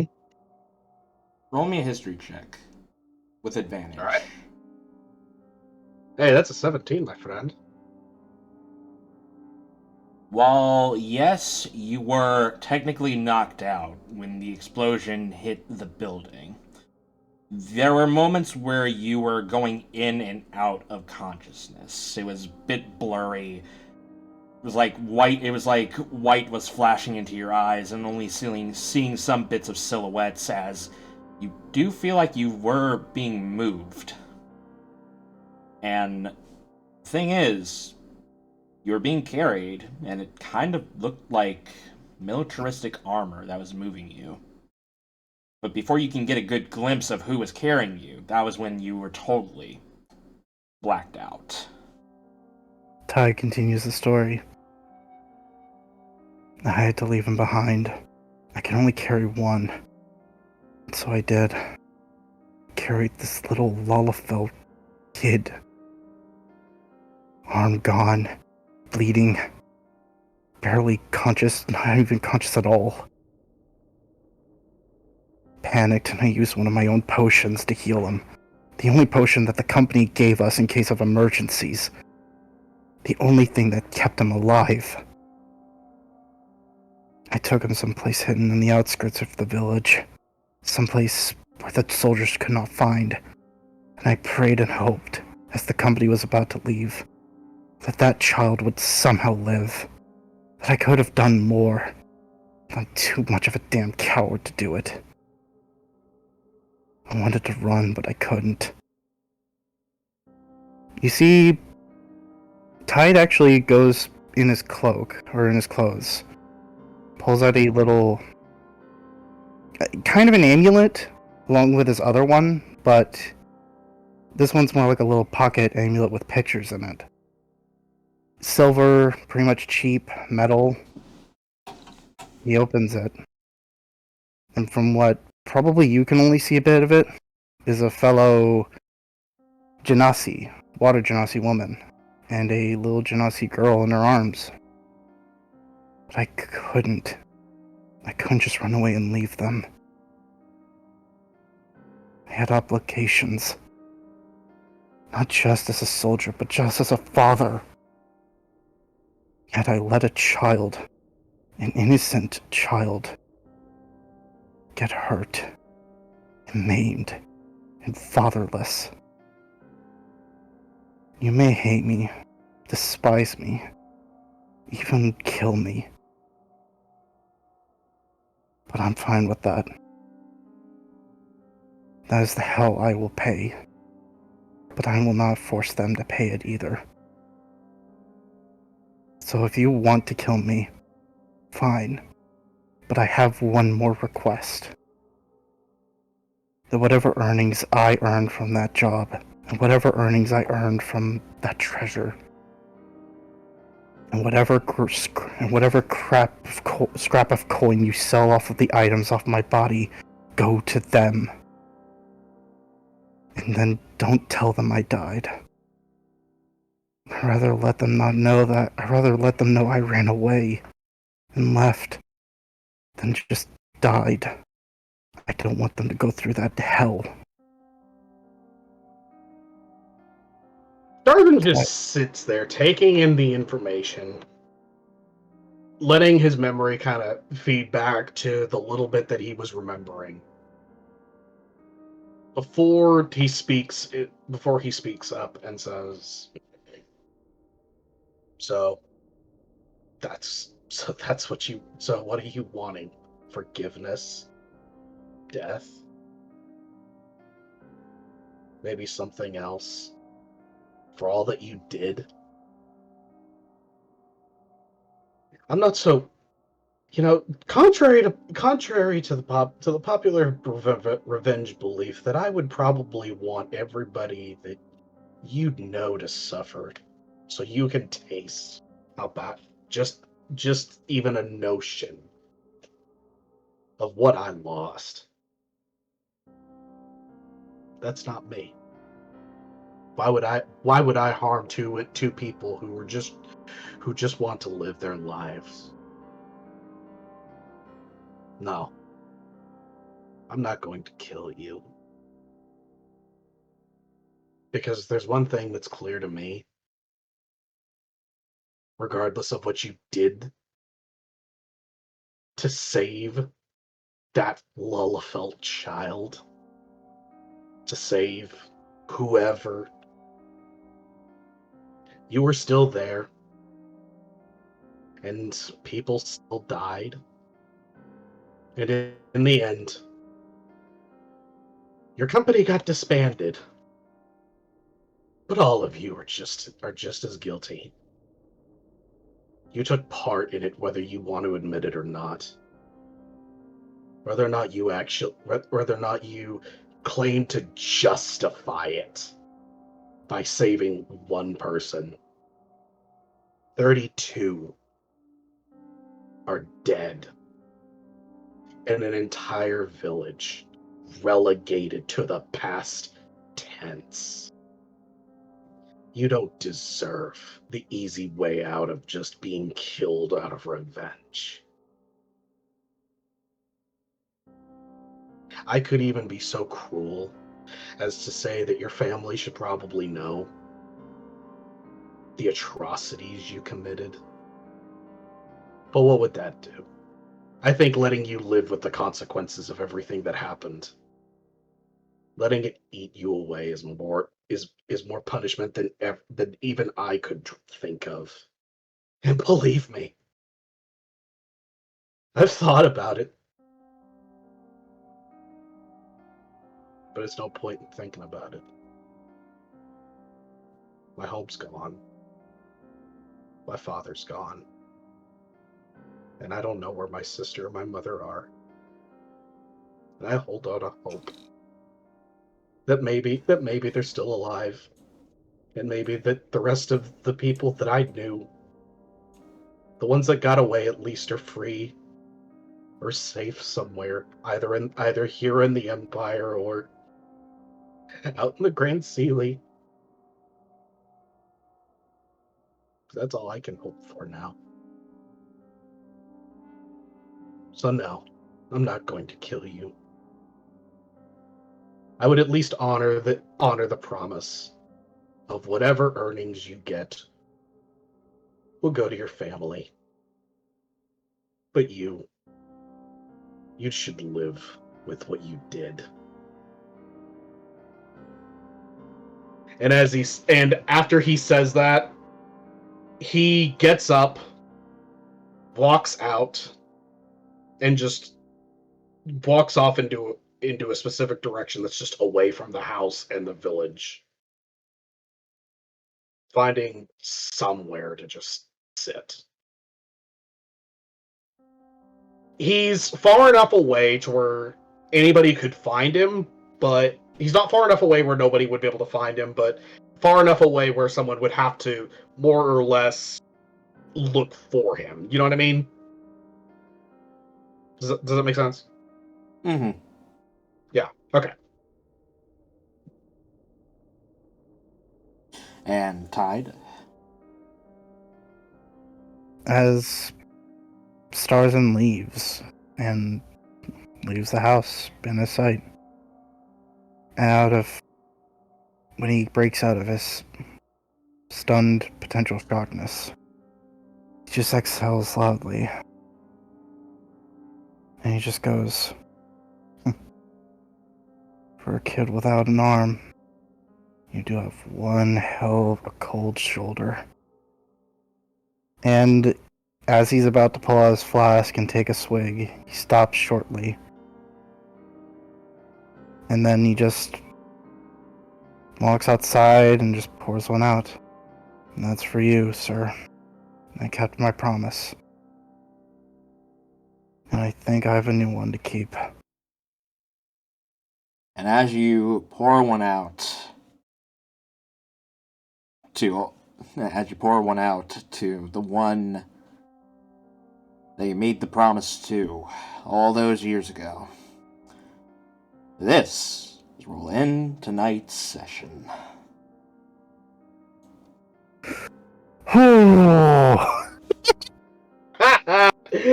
I am not gonna lie. I was half expecting you to kill him. I was half expecting it. He was debating it. He legitimately was legitimately considering it. But when Varakis kind of pretty much just... But thinking about it like this, a lot of it was kind of like Varakis' influence over the last several sessions, and more or less everybody else kind of helping him in one form or another. He wouldn't be able to have brought himself to. As, in his opinion, despite the fact that he believes that Tide absolutely does deserve it, he considers the atonement of everything that happened far more punishing than just essentially letting you off the hook that easy, essentially, more or less. And in his eyes, it is a little bit crueler, but he doesn't want to kill and then have to explain and then have everybody look at him in shame. You know what I mean? Mm-hmm. No, I do. it's so yeah. A lot of it just comes down to the recent influence of some other characters. Why he pretty much shifted away from the idea of pretty much putting a hole, and not a bullet hole, a fist-sized hole. So how did you like that little twist at the end, though, about what else happened during the village? Honestly, I'm there for it. I'm so there for it. Because it takes what I originally had planned and throws a unique twist of it that, like, everything really wasn't as it seemed. Because, you know, and that's the thing I think is really great in terms of making a backstory like this. Leave holes. And not only leave holes, leave stuff that can be easily filled in, but makes sense why it feels incomplete, because of what was happening to the character at the time. And you both did a great job. Yeah. thank you. Like, I wasn't expecting it, but I'm there for it. Like, you guys did great. Great job. Good year. All right. Well, with that being said, let's go ahead and get voting out of the way. You know, I will let the trauma boy go first. Wow. Yeah. Well, here's the question: which one? I said boy, not man. Oh. That's a good question.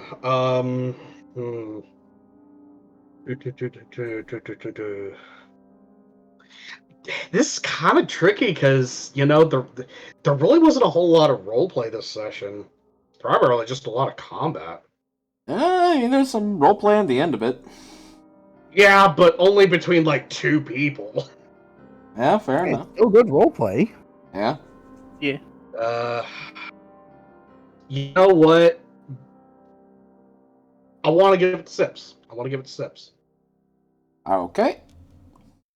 Sips actually did a pretty good job of, despite starting the fight with less than half health, actually held pretty hard and, you know, made actually some pretty smart decisions in terms of pulling aggro from, well, what's his fuck's aggro, and, you know, it worked pretty well. Does anybody want to give a guess of what Gormash is?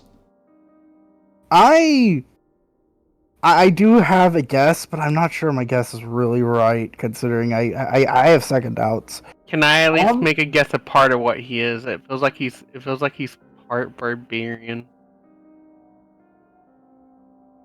I will go ahead and tell you, he is no part anything. He is part of a class. That's about it. Okay. Barbarian seems like the most, like, very easy pick, and I feel like that's what you're going for. But it could also be a twist, and he's just a very wild druid.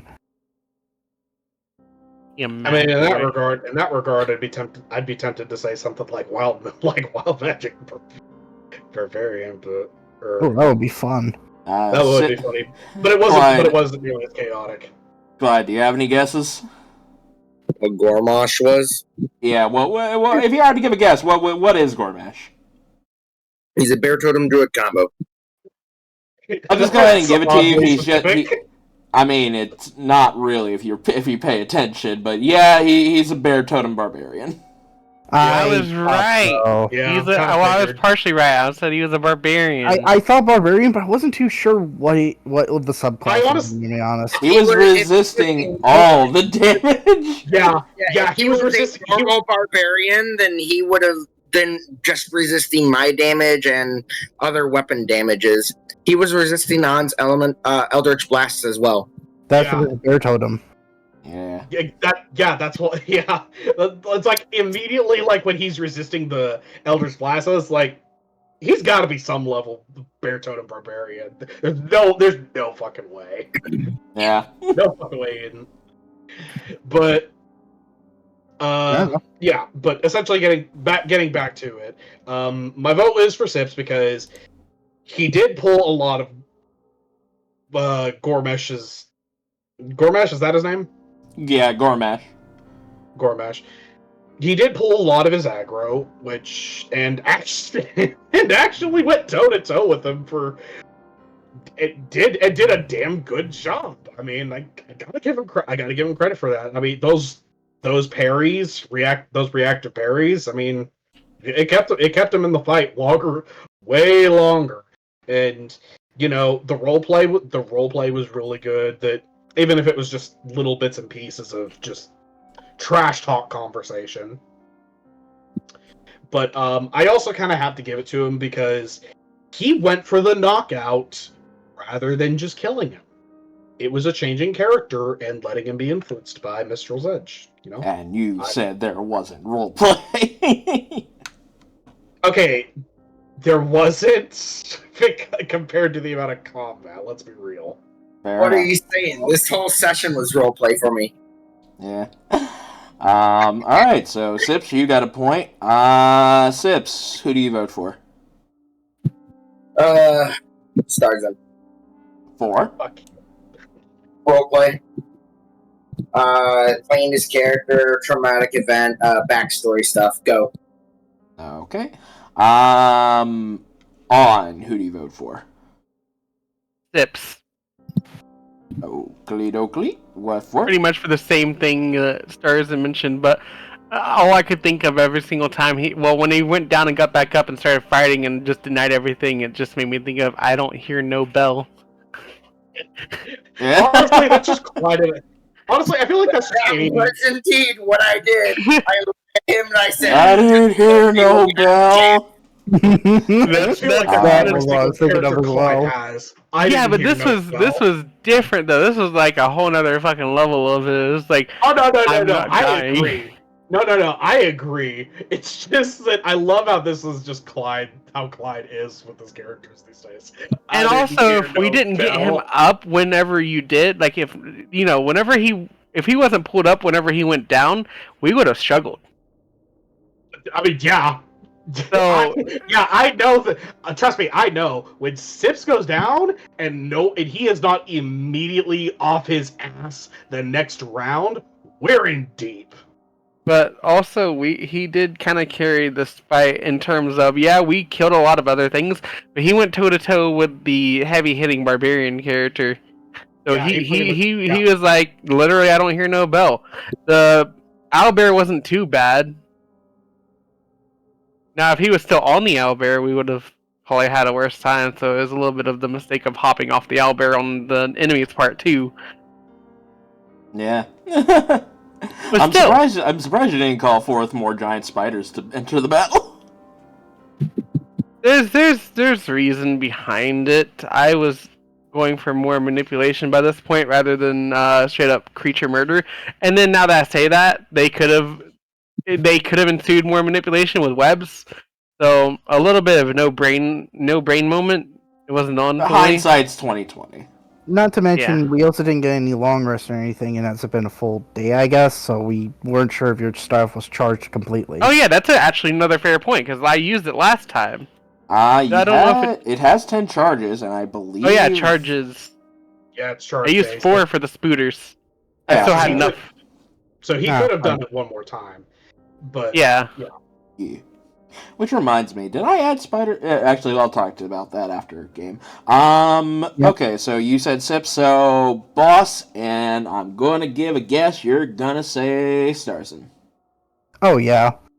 Though I will mention, I did like everyone in this session. Zilyana for manipulation of the field and taking care of some of the enemies for crowd control. That was amazing. Sips is I hear no bell and pretty much being 1v1 against one against Gronosh. Dang it. Gormash. Gormash. Got it. Gormash. That was amazing. But I will have to give mine to Starzin because of not only for the roleplay at the end and holding himself together despite the situation, and Probably not even just outright the situation was over, just trying to kill Tide. But also, just not killing Tide. I was half expecting you to kill him. Not gonna lie. Trust me, the temptation was there. I'm not gonna lie, the temptation really was there. The funny thing is, you want to know what's funny? Mm-hmm.